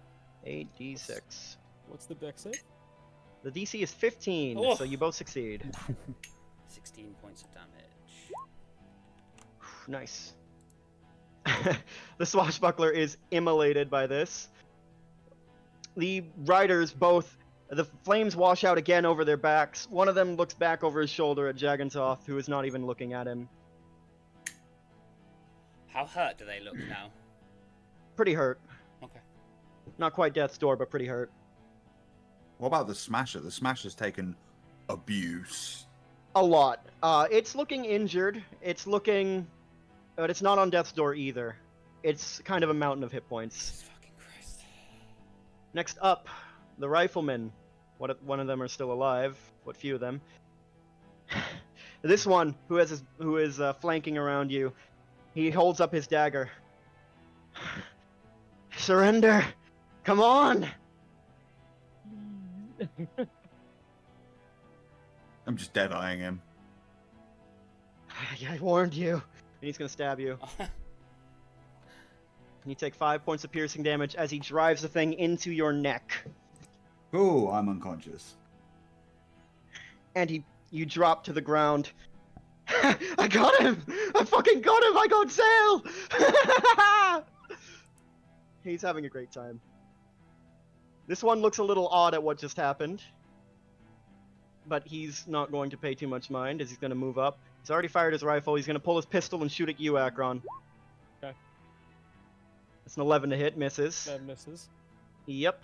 This one is going to shoot as well. I believe he's already fired his rifle, so pistol it is. That also misses. That's also misses. 2 shots going out. You duck and dodge. No impact. Stromduskar, it is your turn. You stand under this massive ogre. I'm going to Misty Step Okay. right next to this chappie. Okie doke. And I'm going to use my bonus action to throw a cloud kill grenade in Gorbin the Smasher's direction. Okay, yeah. What's the radius on that? 10 feet? 20. 20! Can you Fireball range. You- Nice. You can get Ionos in there as well. Yeah, I'll do that then. Okie dokie, artichoke. What am I rolling for that? Sorry. That would be 8d4. And then, yeah, just go ahead and roll the damage. Do they take that at the, actually, let me just see the thing. Firestorm grenade. Oh no, this is Cloud. cloud kill. Sorry. Cloud kill, yep, cloud kill. That is what I meant. I just said the wrong thing. Okay. Can I share this on Roll20 somehow? I don't need to. Creatures suffer... Okay, so 8d4 poison damage. It doesn't say whether they take it at the start of their turn or not, so I'm just going to say immediately. So that's con saves. What's the DC on that? I don't know, to be honest. It is 15. It is 15. I got it. Oh, 21 shit, yeah. points of damage as the poison rolls out. Nice, Iona saved. He needed that. He's not very tough. But he takes. And the poison fills this area, a cloud that cannot be seen through. It obscures vision. And it just fills this whole area, billowing out. And that was your bonus action to do that, Strom, because you're a thief. He I'm gonna take teleported. 2 sword attacks. Oh yeah, no, that's true. I used my bonus action teleports. That would have been an action to throw that. That's true, that's true. Sorry, Okay, sorry so to no be that worries guy. then. No, Oh, no, it's all you're good. right. He's trying Okay. to kill us. Get us. Next up is Gorbin Smasher. The poison rolls out. It's unhappy with that situation. It wants to get out. It's not quite like Eldritch Darkness, so it can still see enough to move. It's gonna stumble out of the out of the fog. What is its movement speed? Let's move 20 feet to get there. It has 40 feet of movement. Ah, stupid elf! It's gonna try to kill you, Strom. Yeah. It's going to make a tree trunk attack against you. Strom and Morsh are both like, wait, what? Oh, okay. It's a 28 to hit. What the? Yeah, That's- that'll do it. You take 38 points of bludgeoning damage as the trunk comes down and smashes you once again into the ground. It's going to use another attack to make an unarmed strike. Fuck off. Oh, buddy. And it rears back with its other hand and smashes you so fucking hard you fly 10 feet and tumble across the ground, rolling, Unconscious. unconscious, mashed and bloody, blood spilling out in a pool beneath you. And that is it for Gorbin Smasher. Zale, I need to make a death save. Yes, sir. Oh shit, wrong thing.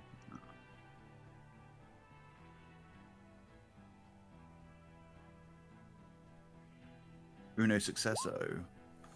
13. Nice. You're still stable. The Giant Eagles are up next. They go and finish their flight to the bottom decks. They use their actions to do something you can't see. That is the end of their turn. Back to the top. Deadshot 2. I warned you, didn't I? He's going to bring up his carbine and take a shot at you, Morris, from behind. Sure thing. 2 shots, actually. First hit, second misses. You take 15 points of piercing damage as you are shot in the back. And you turn in time to see the next one coming and duck out of the way. Next up are the swashbucklers.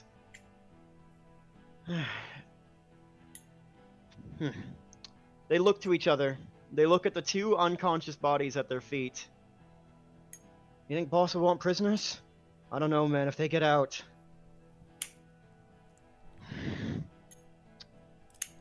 They don't have a superior officer to give them a command here. I'm gonna roll a d20 and see how they decide.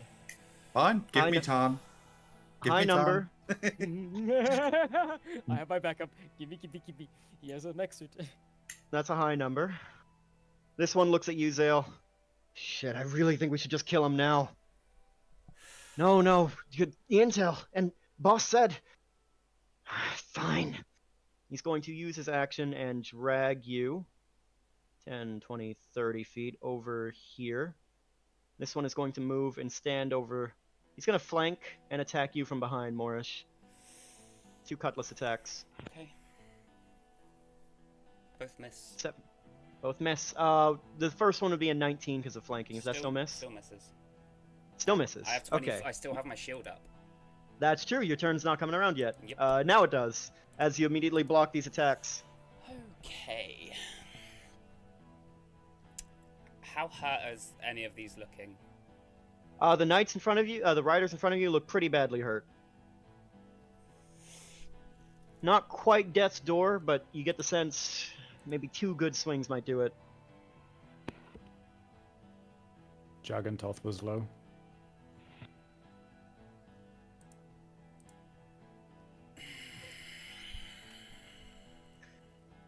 You can't do this. There's more coming up from below decks. You think that poison cloud will stop them? Those eagles, what do you think they're doing? Give up.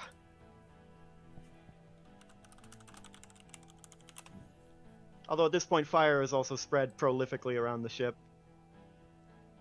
Been forgetting to draw that.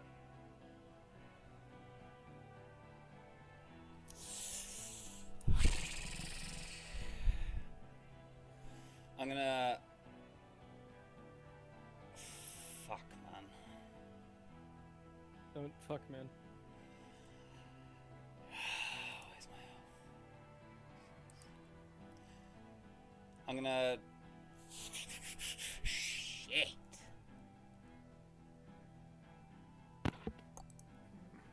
Head of the snake. We are in the thick of it. Alright. Operation Teardrop, Aye. but it's out teardropping. Alright. Maybe we shouldn't have surprised Verb so we didn't panic put 9,000 people on deck. Fuck it. No, let him cook, you said. Use my bonus action to use 3 charges from my ring. Okay. I got 1 back from killing a sucker, so I get 21 hit points back. Okay. I'm going to fly just outside the reach, if you allow me, of the cloud kill, but next to Ionos. Yeah, sure. You're gonna suffer some attacks of opportunity. Ah, Let's see. 2 saber attacks. And 1 cutlass attack. hit, miss, And a miss. So 8 points Alright. of damage. 8 points. Flying around, skirting around the edge of the cloud. You'd have to hover in the air to avoid that. I'd say if you move 1 space up, that should be fine. Okay, yeah. But you're on your broom, so it shouldn't be too much of an issue. As you stand over him, he's coughing and retching. His armor is lit up. You see, it's giving him a resistance to a wide amount of damage, but not poison. He looks back as you approach. You won't stop this. You can't stop this. Yeah, maybe not, but I can stop you right about now, unless we talk. Talk. You want to? How's that gone for everyone else who's talked with you? You betrayed us. We could have been good friends. We could have been allies. It didn't have to go this way. You want to die here on this ship? I'd like to see you try. And you make an insight check.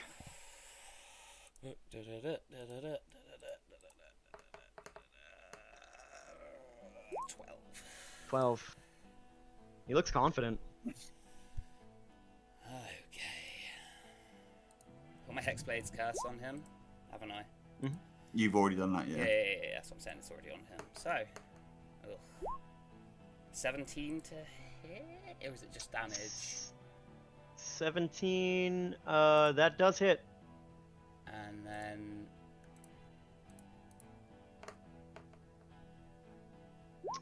Well, so, I mentioned that the cloud is obscuring, right? It kind of functions a little bit like a smoke grenade in that respect. Mhm. So we'll say that first attack was made at advantage, so you do get a hit. I do get my crit. Sorry? Do I get my crit? You do not get a crit, because he's in a cloud of smoke. Okay. So similar to how a smoke grenade would work, an obscured target, so it would be a disadvantage on the attack. Yeah, you said advantage. I Yeah, think that's so- why you got Oh, yeah, confused. Oh, yeah. did I? Yeah. Oh, did I? Sorry, I meant disadvantage. Ugh. Oh. And then a 17 again. That also hits. Roll damage for the first hit. Oh. 17. 17. You stab this man. Oh, wait. I get more damage on top of that because of my Hex Blades. Oh, nice. It's proficiency mod, right? Let me check. Hexblade's Plus curse, wasn't it? 4 damage, yeah. So, 21. So 21. You stab this man in the chest with your rapier, and the blade goes through. You feel it punch through the armor, punch through the flesh. And he drops. You pull the blade out, and he drops at your feet. Dead? He looks dead, yeah. That sounds anticlimactic. That doesn't sound as well. I'm gonna... Would you allow me... fucking head off. Would you allow me to pick his body up onto the broom? Sure. Sure. Yeah, you can pick him up. Okay. Free item interaction, I guess. Yeah. Does he count as an item now? He's a corpse. I mean- That's technically an item. Yeah.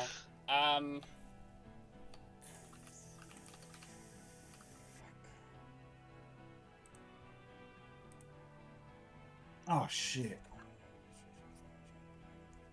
Okay. What?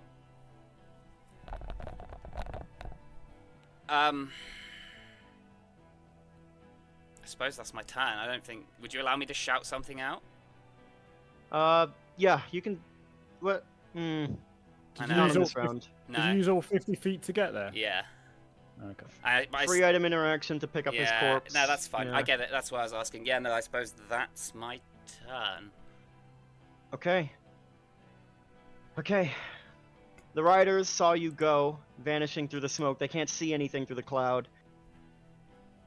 They do see Akron, though. 20 feet up. 30 feet up. 20. 20. Okay, gotcha. Move up, and they're going to pull out pistols and take shots at you. Okie dokie. Oh, they carry them on their saddle, not on their person, so they only have one pistol Ah, they forgot it on their horse. each. They did. Well, they still have the Uh, pistols, they just don't have extras. Those both hit. Which one looks more hurt? They're both kind of equal. This one very slightly, I guess. Okay, Two I shots will... ring out. Cool, so they both hit. On that one, I'm gonna cast Hellish Rebuke. Okay. I just have it as a... Yeah, I guess I do. So they need to make a 15 dex save. Okay. Because it's charisma based, because tiefling thing. It's an innate ability. Yeah. 16. So I think he just... Does he still take half? He takes half I the mean, damage. half. Yeah, he does Okay. take half. I don't want to do that again, just want to do that. Yeah, half as much damage on the successful one. Okay. Yeah, both shots strike you, and you raise your hand and dip your hand through your own blood and fling it at him, and the blood ignites midair and burns him like little orbs of fire. Just raises up his armor. That is it for their turns for now. Akron, it is your go. Julio. Oof.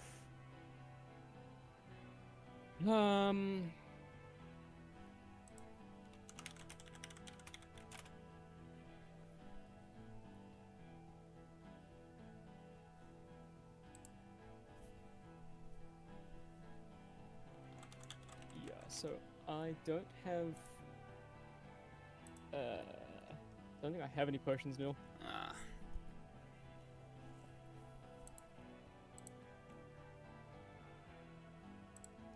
Okay, so the healing robot doesn't actually get you up, it just gives you temp HP. Yeah, It's Yes. not real HP. Hang on, let me look that up. We'll see how it works. Can temporary hit points revive? Yes, but you remain at 0 hit points. Okay, so it yeah. stabilizes you effectively, which I think It's we did stabilize- cover. Oh, it actually doesn't even stabilize you. You do have to keep making death saves. Yikes. But you get okay. up. No, No. it doesn't. If you get temporary hit points while you're unconscious, you get the temporary hit points, but they don't stabilize you. They don't bring you to consciousness. So they're very much not meant to be used in that way, I guess.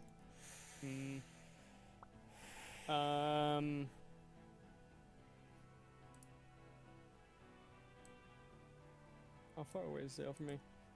Yeah, I can't get to Zale because I'm like 20 feet up and he's 20 feet away, so I have to go down 20 feet. I mean, I would Thousand say you kilometers. could just take, like, you'd move it like a diagonal, right? So I think you could just take it. Yeah, okay. Okay. So that's 15 feet diagonal. Yep. I'm going to touch Zale and his moon-shaped bum. And cast Cure Wounds. Okay. You regain 12 hit points, Mr. Zale. Yay! Then I'm gonna fly 15 feet diagonally back. Okay. Nice. All right. End of your turn? Yeah. Ionos Jagantoth. He's dead. No need to worry about that. Mm-hmm. Rifleman. No need to worry about that. I told you. Don't you believe me? No. Not really, no. Damn. All right, the riflemen are up next. I technically hit they- him twice, so wouldn't he have failed 2 death saves? He went down on the first one. Yeah, and then I had to hit him with the second one as well. Yeah, and the blade went in. The blood welled up. He looks dead. That's very suspicious wording. Yeah. Yeah. It's also You know- a very suspicious tone. Like, you don't sound surprised. You know what? Just When drop him off the usually you fucking do. broom. Just drop him off the fucking broom. 500 feet. Get it over with. No. All right. Yeah. Next up are the riflemen. This one who just stabbed you in the neck and sees you. Well, no, he saw Akron. I mean, he knows what healing magic is. He saw it happen. Does he though? I mean, Does he know artificer healing magic? how did you heal him? Describe it. I took a screwdriver, I shoved up his ass, and I went away. Yeah, I was literally about to say that. All right, Akron, make a deception check. Make a deception check for me. Oh my god, what's he doing to that corpse? He has no. 13. He just I'll sprayed make some an- WD-40 on me. Make an intelligence check for this guy, I guess. Oh, 14. Fuck. Yeah, he does. The magic is a little strange to him, but he does see. He recognizes enough of what's going on. He recognizes that this is in a battlefield situation. You're probably not just gonna get kinky for no reason. There's probably a reason behind it. He's gonna move up. I told you already. Just fucking die! And he gets down on his knees and tries to stab you in the face, Zale. At advantage because you're prone. 4 points of damage. It's because I'm prone. What the fuck's that about? You got knocked unconscious. You get prone when you get knocked unconscious. I know. I'm just my baby No. boy's getting smacked about. I'm No, like, I understand. It's a lot. Oh man. I mean, yeah, they would just Julius Caesar you. Just Julius. Oh, There's another dagger attack coming down. Oh, and I'm still on the ground, so they all get advantage. It's fine. I'll just And then like. miss. that misses. 18 misses. Yeah, it does miss. He tries to stab you in your plate, but you're shifting as you move now. The first hit jolted you, and he strikes off the plate, glancing off. Next up is Rifleman 3. This one has used his pistol. He's doesn't have any ammo left. Like, fuck. Alright, he's going to move up, and he's just going to throw a dagger at you from underneath. Miss you, slag. At Akron, not you, Zale. that Okay. hits. You take 7 points of piercing damage. He throws the dagger up, and it slams into your lower thigh. Strom, I need you to make a death saving throw for me. Shit. I was having a nervous cigarette. 2 secs. No worries.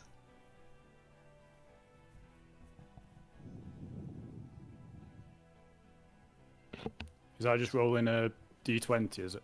Yep. 13, that's a success. Okay. Gorbin Smasher is up next. Oh, for the love of fucking god. Not the most perceptive fellow. Let's see. He's going for you, Akron. Okay. Can he reach me? His club has a reach of 10 feet. He is going to use an unarmed attack on the rifleman to get him out of the way. All right. That's an 18 to hit. Oh, And he's gonna knock the rifleman over the edge of the ship. Oh, no, just barely. Slams him into the railing. That's 15 feet right there. But he sweeps and backhands this fucker and just slams him up against the side of the ship. And he's gonna bring his club down on you, Akron. all right.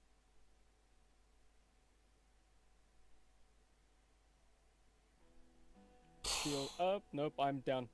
And he swats you out of the air, smashing you, and the force of the blow drives you down from the air and crushes you into the deck of the ship. Quite thoroughly turned to paste. Ooh. Zale, it's your turn. Hello.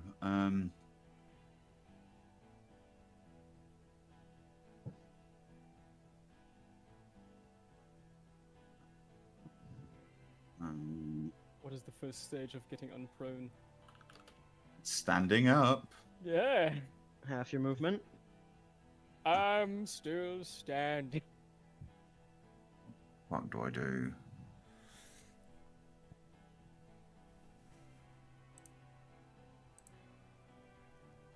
Start killing. We're just gonna come back and like. Right. What I'm gonna do Gone. is this might be stupid, isn't it? Or it might not.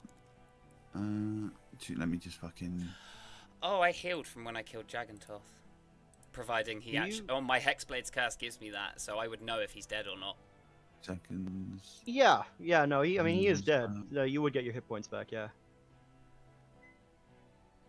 You can affect one additional creature. I can't tell if he's like fucking us or he's just severely disappointed that this guy just ate shit immediately. HP. I think we assume he's alive Uh, until definitively proven otherwise. I am going to cast Command on Gorbin Smasher. Okay. So that's a DC 15 Wisdom save. Okay, he's not very wise. That's what I'm banking on. Please.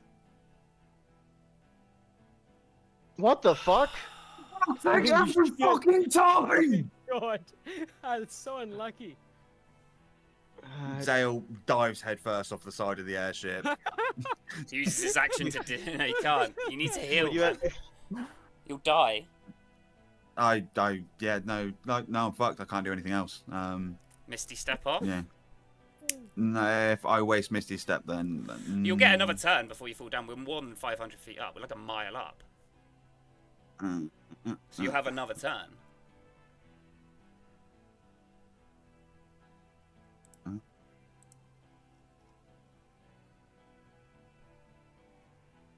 That bit's raised. I could Misty Step. Just run, man. That went wrong. They're all just going to chase me. As far as I can Misty Step, But you they drop can all off follow the me. ship and just fall, and then Misty Okay, step again when you're near the ground. Okay, hold on. What are your options right now, D? Movement-wise. Misty Step. Okay. And I've got 15 feet left. Which Misty Step is 30 feet, right? Yes. Okay. So, you used your action for command already. Do you have any healing bonus actions No. that you can do for yourself? No. No. Action.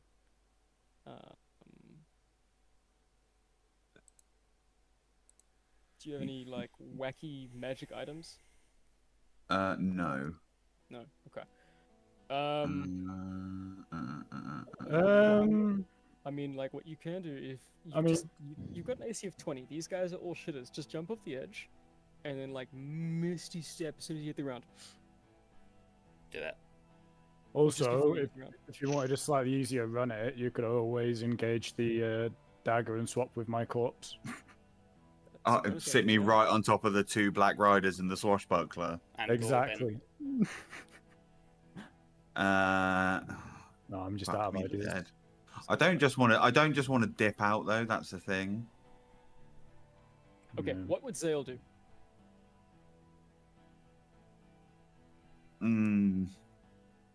What would Zale do? You can't say that because they would just go ham. Yeah, they would just go fucking nuts. Then he goes ham. It's up to you. Either he survives or you just play him how he would play out. That's what I'm thinking. You always have grit if you want to use grit. No. Use it now. Run. I'm gonna Misty Step off the side. Okay. Like hereabouts? Yeah, and then just before I hit the floor, I'm gonna Misty Step again. Okay. So I won't die, essentially. You go and you teleport, leaving this melee behind you. As you drop, you look and you see the Eagle Riders are already taking flight up, but you are already dropping and you fly well past them, dipping down below them, hurtling toward the ground. Faster and faster and faster. play that out when we get to your turn. Speaking of which, the Eagle Riders come back up. Wouldn't they use their full turn to get up? Yeah, but their riders would not. Hang on, this is gonna take me a sec. Zale's just fallen and landed I directly. come back up on an eagle. You thought I was gone, motherfuckers. It's one of those movie scenes where you see someone jump off the edge and then you do see them stood up, rising back Would- up above the fucking edge. Would you like to do that, Zale? Because I mean, you're jumping down. Like this eagle is right under you. You can dive past him if you want. No, but I'm if diving past the eagle. Going to the Okay. floor. As much as I Okay. would want it to be a true live situation where I rise up, say you're fired, and launch like a fucking hellstorm missile at them, I can't do that. you... Okay.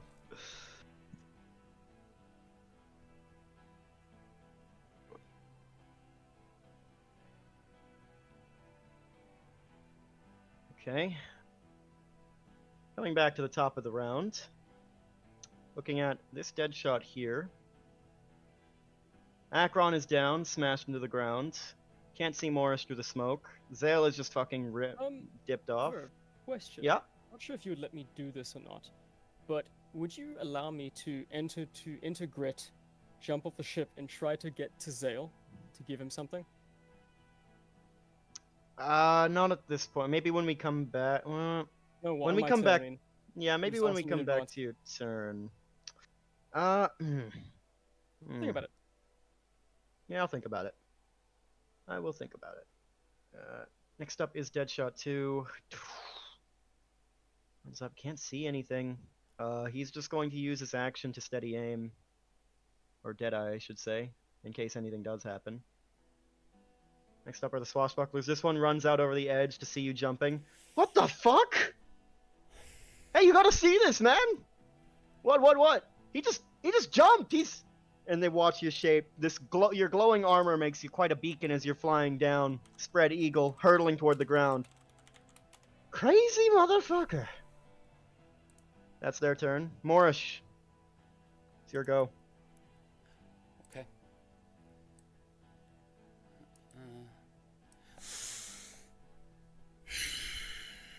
Question. Mm-hmm. My broom. You can send the broom to travel alone to a destination within 1 mile of you if you speak the command word, name the location, or familiar with that place. The broom comes back to you when you speak another command word, provided the broom is still within 1 mile of you. Are you wanting to paramedic these two? Yeah. With the broom? Yeah. I'm gonna drop. That's Medic pretty that. badass. I'm gonna drop That's medic pretty that. badass. I'm gonna Okay, drop- I like it. I'm gonna drop Ionis's body off. Just drop it as a free Yep. action. Yep, easy enough. I'm going to stand on my broom. I'm going to whisper the command word and tell it to pick them up, and then I'm going to drop off my broom. I fucking like it, man. I fucking like it. As Okay. I'm halfway down, and I've assumed they've been picked up, Mhm. I'm going to call it back to me, so it starts moving towards me as I fall, essentially. That's pretty fucking cool. and I then- like that. Yeah. Yeah, I mean. Hang on. Go on. Hang on. Let's start step by step. So, Morish, you are on this broom. Yes. You can vaguely make out the shapes of Strom and Akron through the ground, both on the ground now, quite thoroughly pulverized. Akron especially looks pulpy. You know, this is probably the only way you're all getting out of this. So, you utter the command word, you drop Jagantoth over the side, stand up, and jump up off the broom as it shoots forth like a spear towards those two. And it weaves its way first, lancing hard into Strom. It's not really designed to pick creatures up like this, but somehow it manages. Strom draping out over the side of it. It weaves through the legs of Gorbin Smasher, the giant ogre, and slams into Akron. For a moment, it's not going to catch, and then it hooks on some hook of his clothing, spearing right through his jacket, and then pins him through, and he's dangling from the bottom of it now precariously as it takes off into the air. The riders and the watchers are watching. The dead shot, I guess I could have had him prep a shot, but he uses action to steady aim, so he can't do shit. And they both take off in the air. The broom takes a curve, and you are about 500 feet down now when you give that command. Jagantoth, you're falling with him. Mm-hmm. All right. That was your action to do that, but you still have a bonus, I guess, as you're dropping down, and you see the eagle riders flapping in the air, one of them watching you as you make this descent. Just gonna keep falling 500 feet around. Okay. Alright, cool. And the black riders watching this, seeing the bodies get picked up out from under them. What the shit? They run out over the, well, they just saw the broom, so they're gonna run after it. And they see They see it, yeah, because the broom doesn't have 500 feet of movement speed. It only has 50.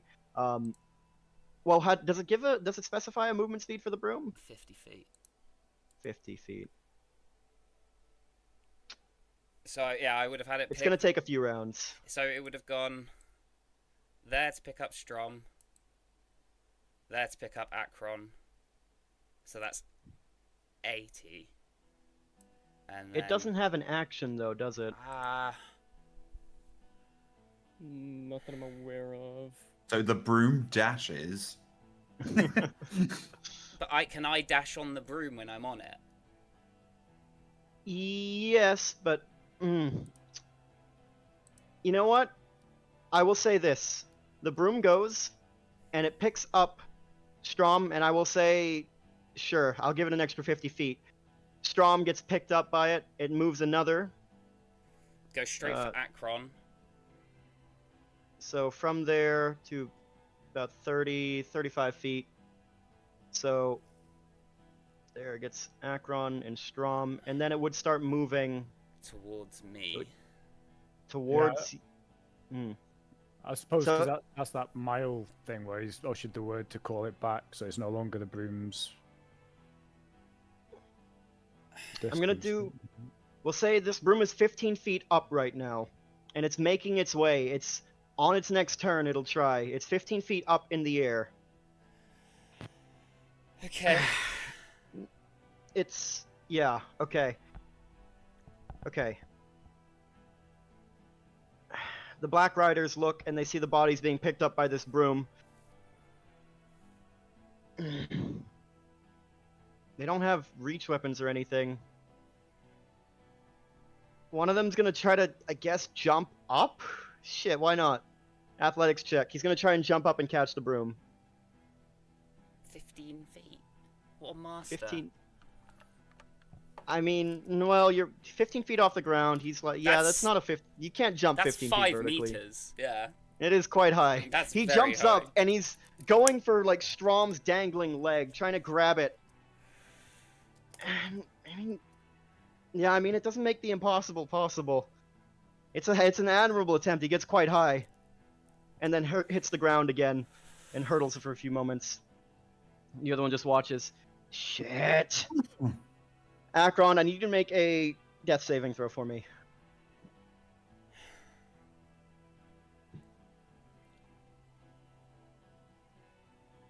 Akron? Yep, one sec. Okay. I'm doing that right now. 6. That is a failure. Alright. Ionos, continuing to do nothing because he is a corpse. Rifleman. The riflemen look up at all this, and at this point the broom is 15 feet up in the air. They already saw the rider try to jump. Shit! No, no!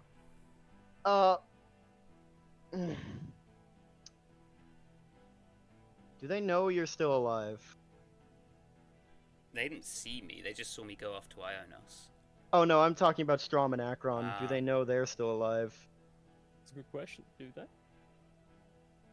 I mean, in this situation, would the thought occur to me to go and try to coup de grace someone who's being paramedic by a broom instead of trying to catch them? Please let me get away with this, Verb. Please. You know what? Alright. They look. Shit. One of them looks at Gorbin, who's the only one tall enough to possibly stop this. Come on, big guy! Don't let them! And Gorbin is enraged at the loss of his little gnomish fellow. Strom, I need you to make a death saving throw for me. Copy. 13, that's a success. You're not bleeding out. Gorbin Smasher moves up.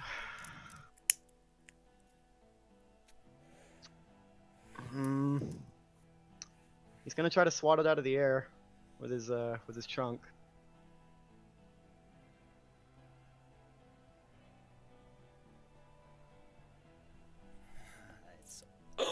That's a natural one. Dice gods, That's thank a natural you! one. That's a natural one. That's a natural one. He brings up his trunk and goes to swing and misses wide and whiffs and slams it into the Black Rider instead, who takes 34 points of damage and is pulverized.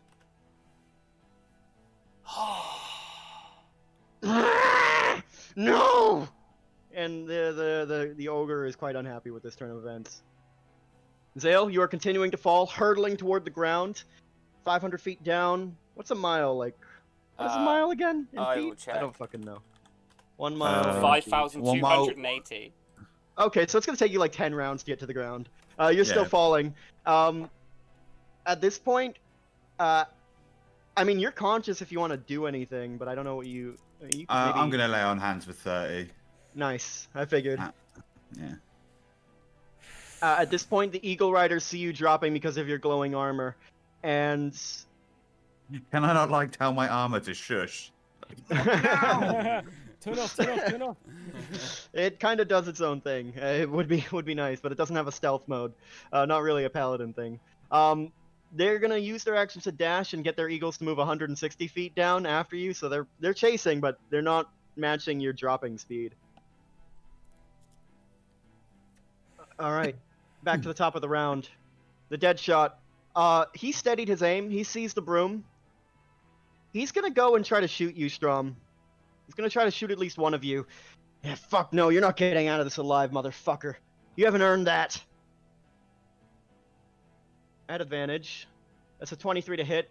You fail 1 death saving throw as a shot rips through you. Fuck! He's gonna shoot again. No longer at advantage this time. Die! Oh. That's 28 to hit. You fail a second death save. As 2 shots rip through you, the blood wells out. The swashbucklers, they've already used all their guns, so they can't do anything. Fuck. At this point, let's see. Again, no, human...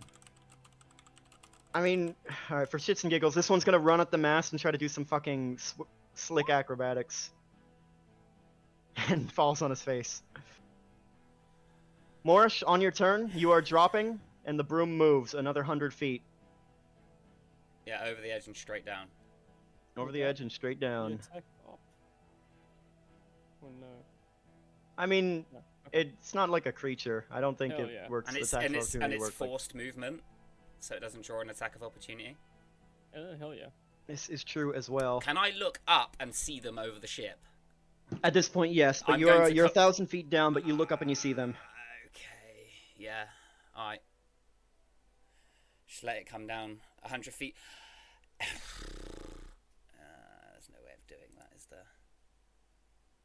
The Eagle Riders, all of the Eagle Riders are chasing after Zale right now. Well, one of them saw you go over the ship, so this one's following after you, but the others are going after Zale. So they don't see the body. They're not in position to see the bodies right now. It's not gonna have it, is it? No. Fuck. I've got nothing.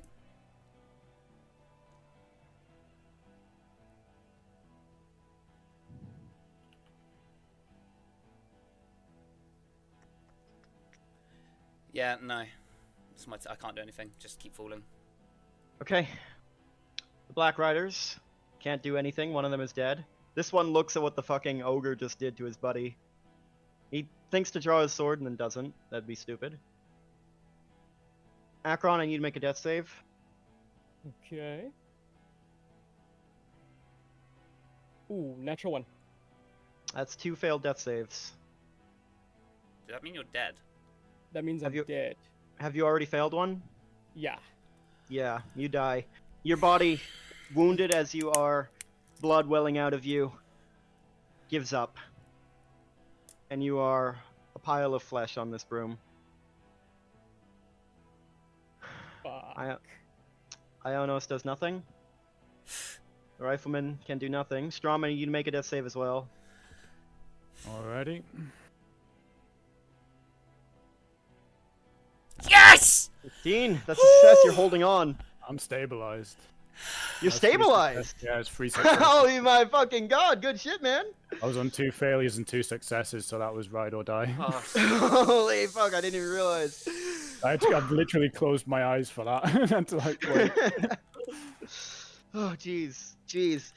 Yeah, you're not conscious or anything, but your body, the wounds close on their own, the blood thickening, and you're holding on as this broom carries you. Okay, and at this point we're gonna drop out of the initiative, because there's nothing else to do but fall as we come into narrative now. Morris, you are dropping and dropping. You see this eagle rider in the distance above you. It's following after you, but not nearly fast enough to match gravity. Zale, much the same. You have an entire fucking flock coming down toward you. What do you guys do? I'm gonna be full. Yeah, I'm out. I'm out. How far are they dashing per turn? 160. 160 feet. So when they're at like 320, I'm gonna be at 1,000. So I'm outfalling them. So what can I Yes. do? What can I do? Pray. I don't know.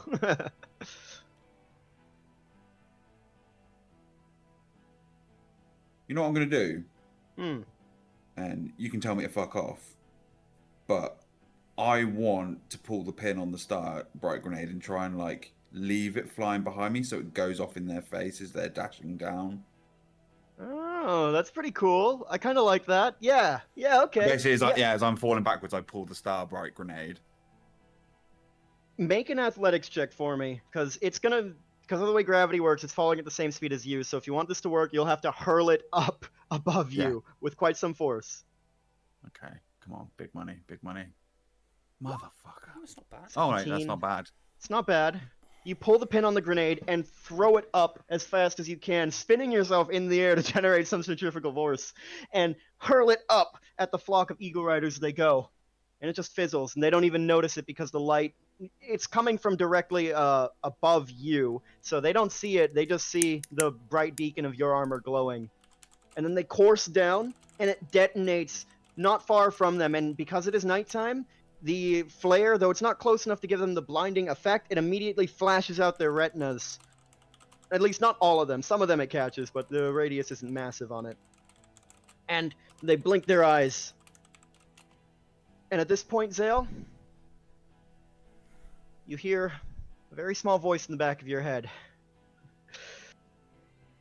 You may shine on some nights, but some nights the moon must hide, and so must you. And at this point, your armor goes dark. Yay! And you fall, and you fall, and you fall. Morish, you see this eagle rider trailing after you, the body of Ionos Jagantoth falling at the same rate as you, within arm's reach. Can I search his body on the way down? Can you search his body? Can you fucking insight his corpse, please? Yeah, I'm gonna just start taking stabs and slit his throat and just fucking go to maul this guy. Yeah. Yeah, you fucking eviscerate the fuck out of him. Slash and stop and slash and cut. Yeah, I mean, you cut off an arm, it goes flying away. You stab him through the neck and wrench it out, and blood sprays out. He looks pretty fucking butchered, man. Cool. Yeah, keep falling. Alright, nice. It's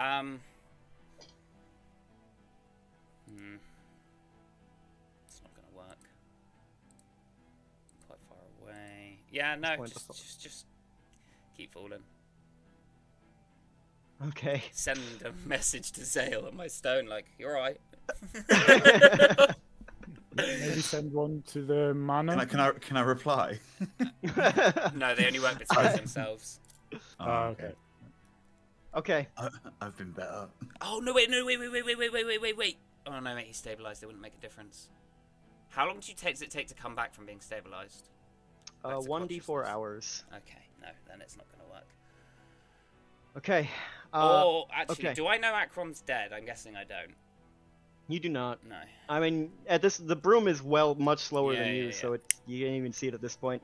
Both of you are nearing toward the ground, hurtling at this point. It's a matter of reflex, because once you hit terminal velocity, like, but Misty Step is a bonus action, and I'm not gonna just paste you guys after all this work. Your plan goes off. You cast a spell just moments before you hit the ground, like literally an eye blink before you smash into it. And both of you are standing, and the body of Jagantoth. I mean, I'm assuming you're not stopping. You can't stop him anyway, Nah. so it just hits the ground and turns to fucking paste, flesh and bone and ruined meat just all over the ground. He hits the ground and bounces off of it and rolls a few feet. His severed arm is well long gone by now, but the rest of him is mashed as well. He's thoroughly bloodied by this. Okay. The Eagle Rider is still following after you, though, Morish. Unless you had some way to try and keep it off your trail. Yeah, what I'm going to do is quickly search his body for anything. Jagantoth? Yeah. I would Make an I'd investigation check. like to have done it on the way down if you would have allowed me to, but... No, not while you're falling. That natural is... in this moment, looking up, seeing the eagle coming down, trying to go through. I mean, shit, he's wearing armor. He can't... It's just a blur. He's got armor. He's got, like, a dagger at his side, I guess. And that's about as much detail as you time to make out. And the ring of mist. He does have the ring, but you didn't notice it. Not with that 6.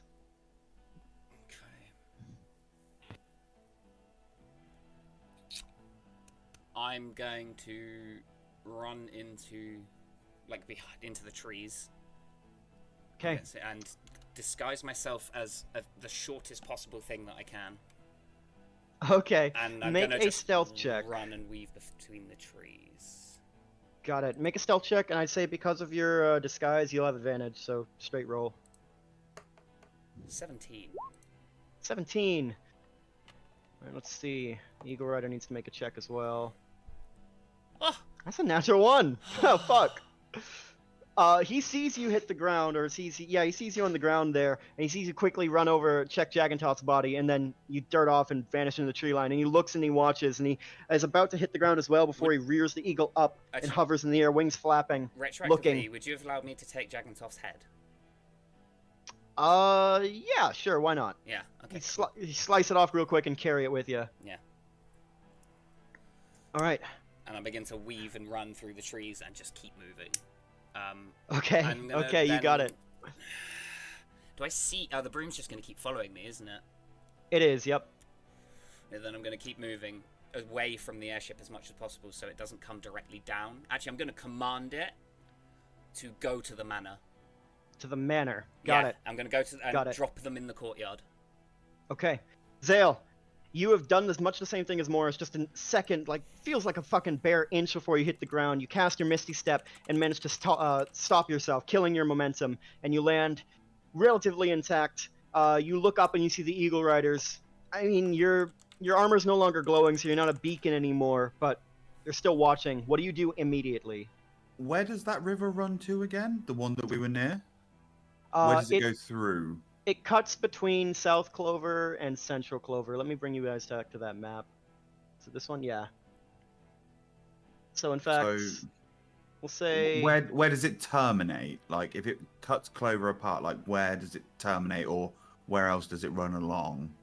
It runs from, Bice's Till, and it doesn't terminate anywhere near here. It runs actually all the way to the ocean on the other side of the continent. I'm gonna Navy SEAL it and then just throw myself in the river and ride down river. You're a man in full plate armor. I'm just warning you. Oh yeah, I'll sink. Yeah, no, that'll be a terrible idea. Fuck it, I'm just gonna cut and run into the forest then. Cut and run into the forest. Okay. I need to make a stealth check. Oh. God fucking damn it.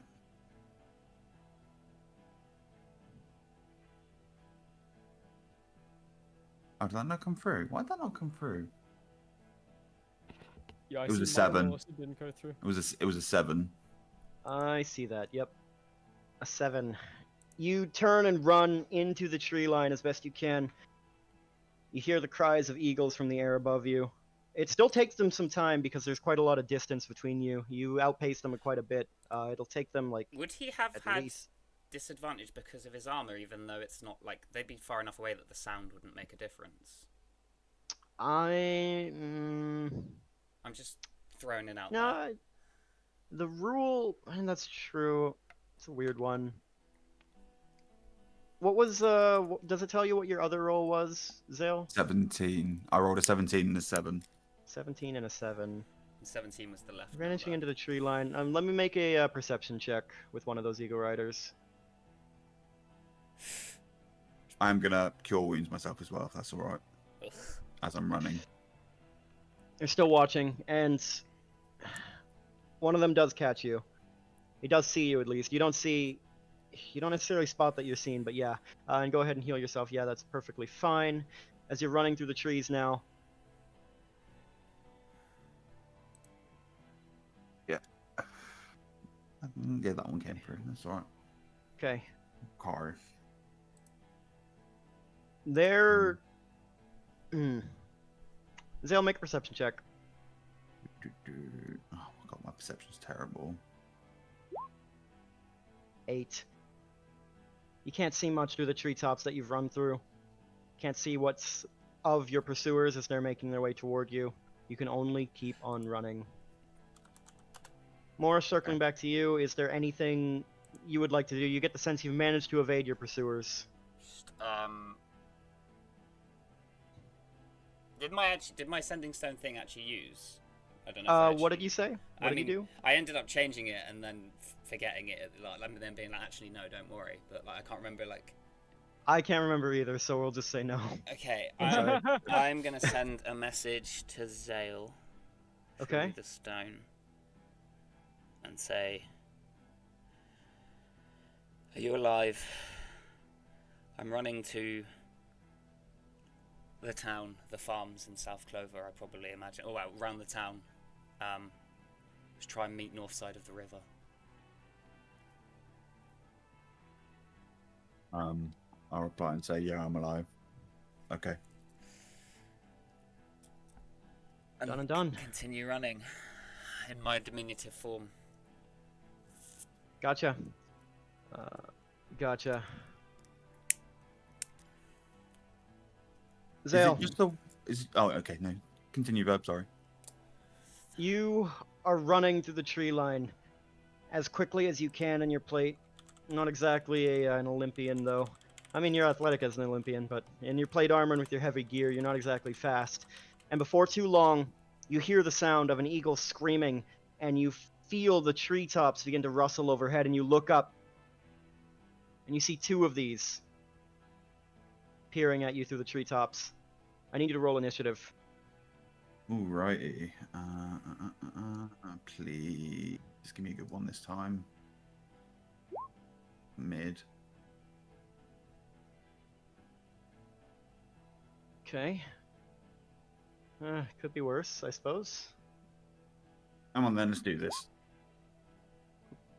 I gotta clear this old initiative. I'll roll again and then I'll put it in.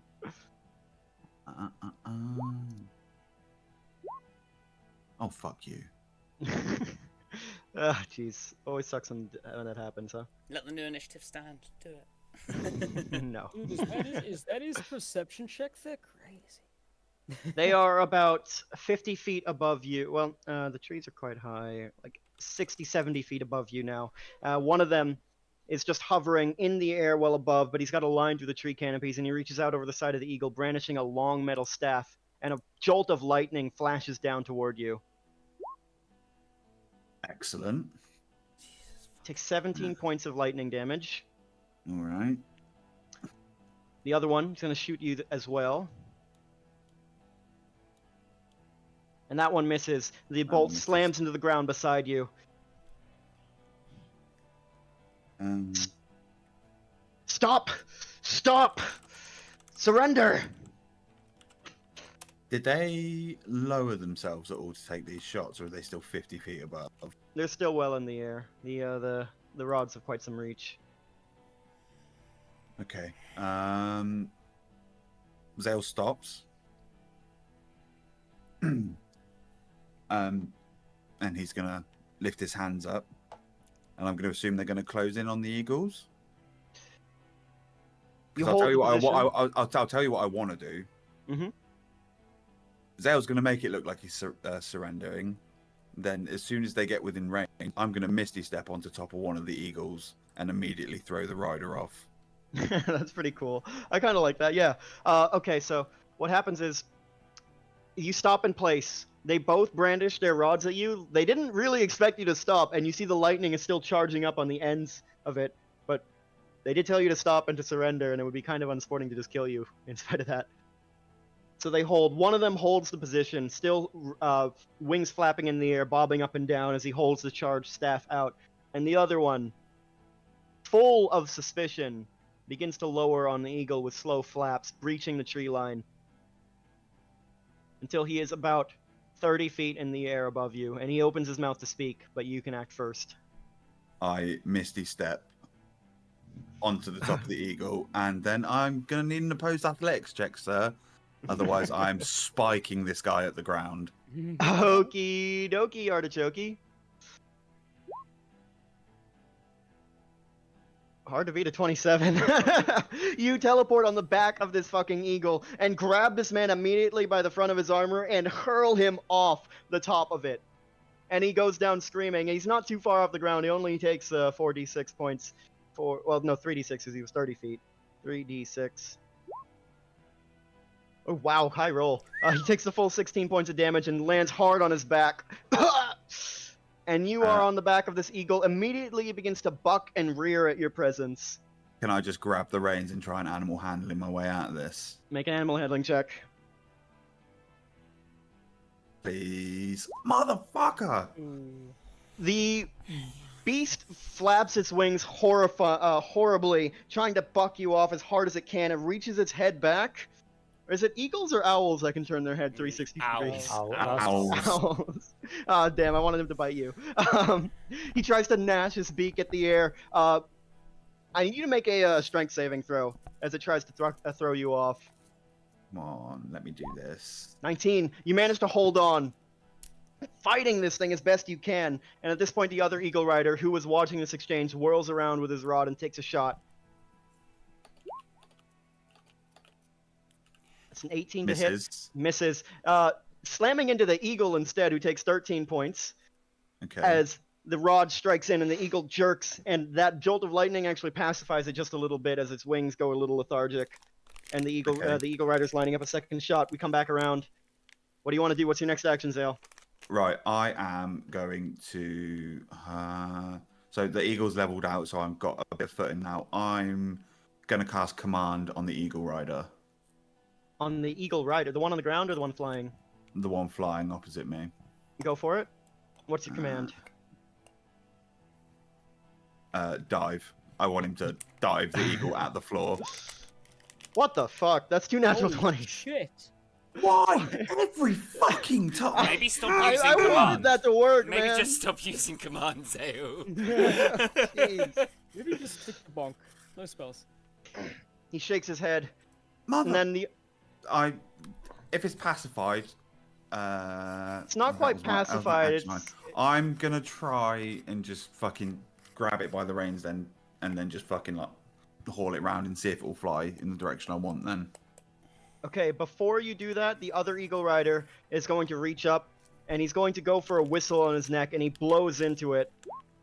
Oh, motherfucker. And he's trying... Alright, so you're trying to fight this thing with the reins, and he's trying to call, and he only rolled a 15. Why don't you roll a strength check for me, and you need to beat a 15. Oh, check, not save. Alright.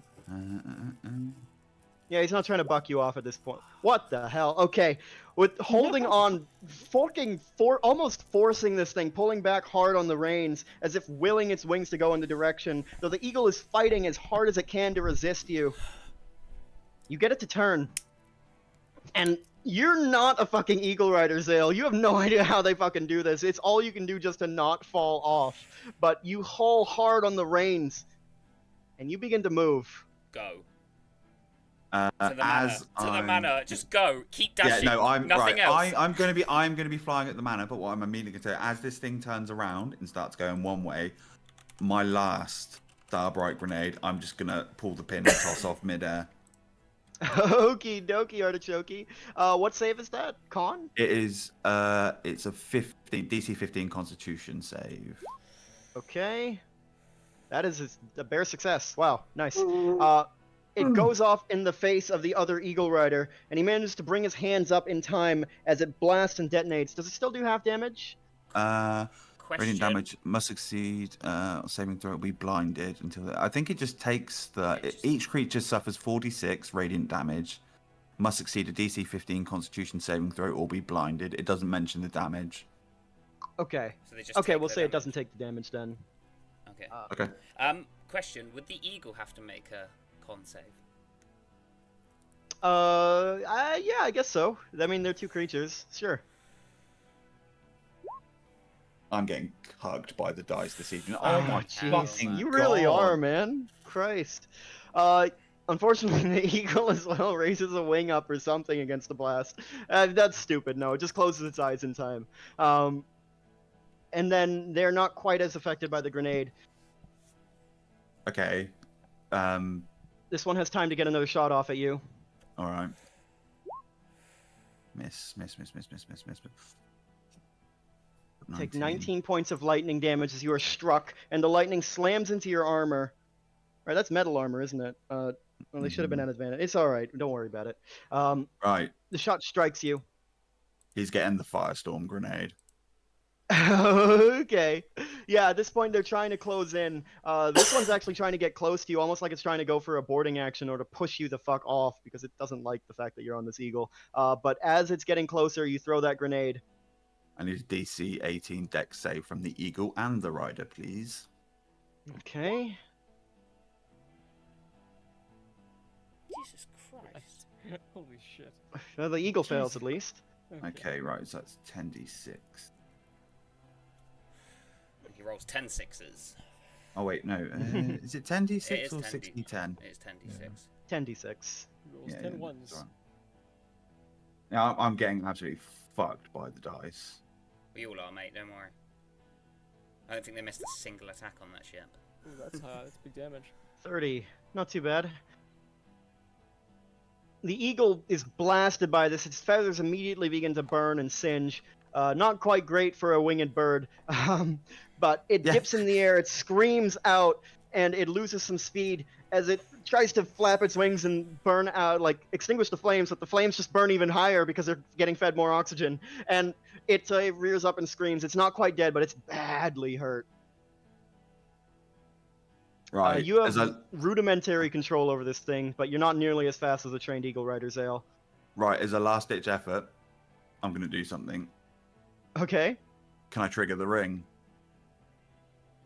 Holy shit. Okay. I've realised this hasn't worked. I'm getting absolutely... Nothing is gonna- working. Zale is not used to anything not going his way. This is gonna He's used to kill Strom. dominating. Oh, isn't Strom dead? Oh, no. No, he stabilized.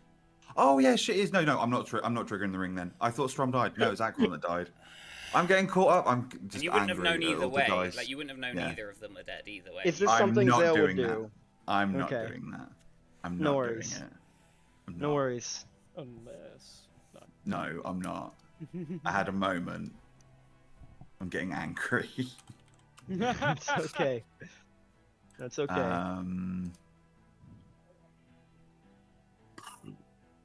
I mean, because that eagle's taken fire damage, and I'm assuming it's still on fire, and you say it has reduced movement. Does that reduced movement make his and Zale's eagle's speed about roughly the same, or? Yeah, is that I'd just say. flavor? I mean, mostly it was flavor, but I mean, you burn the feathers off a bird, it's not gonna have a good time, realistically speaking. I'm gonna have the eagle make a Constitution save as it is on fire now. We'll see how it reacts to this. That's a natural one.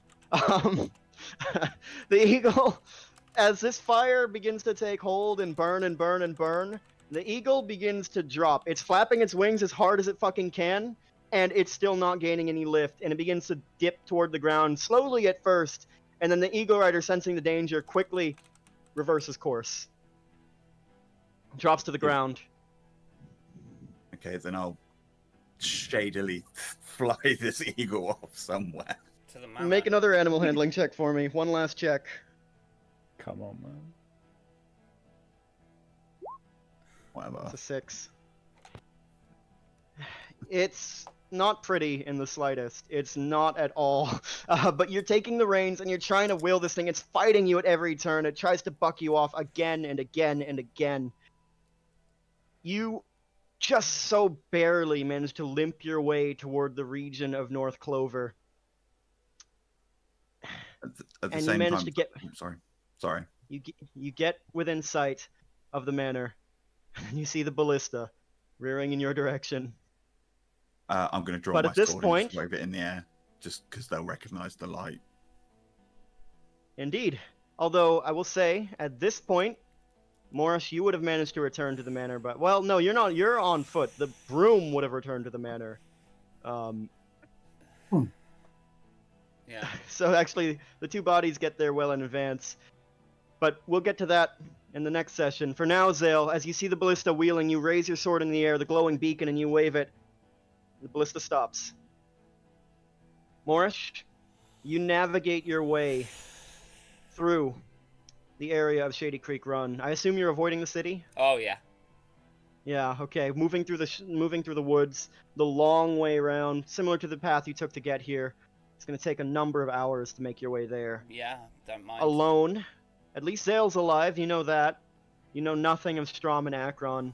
But here you stand, isolated in the forest. That is where we're going to end our session for tonight.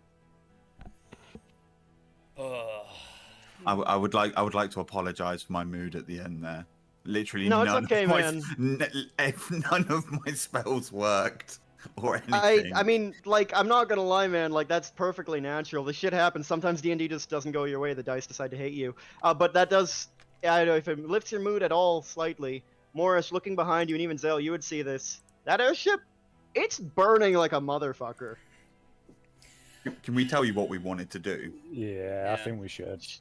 Right, we were gonna smash the airship into the sour nest.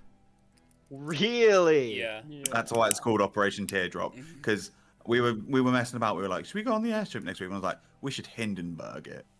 And we were like, into the sour nest. And we were like, Operation Teardrop. Yeah. God damn. That would have been pretty badass. This is all Kutch's fault. Yeah, it is. Was it? Was it actually? No, he knew. No, about no, this it's not. plan. He wasn't. He down wasn't for the here. plan.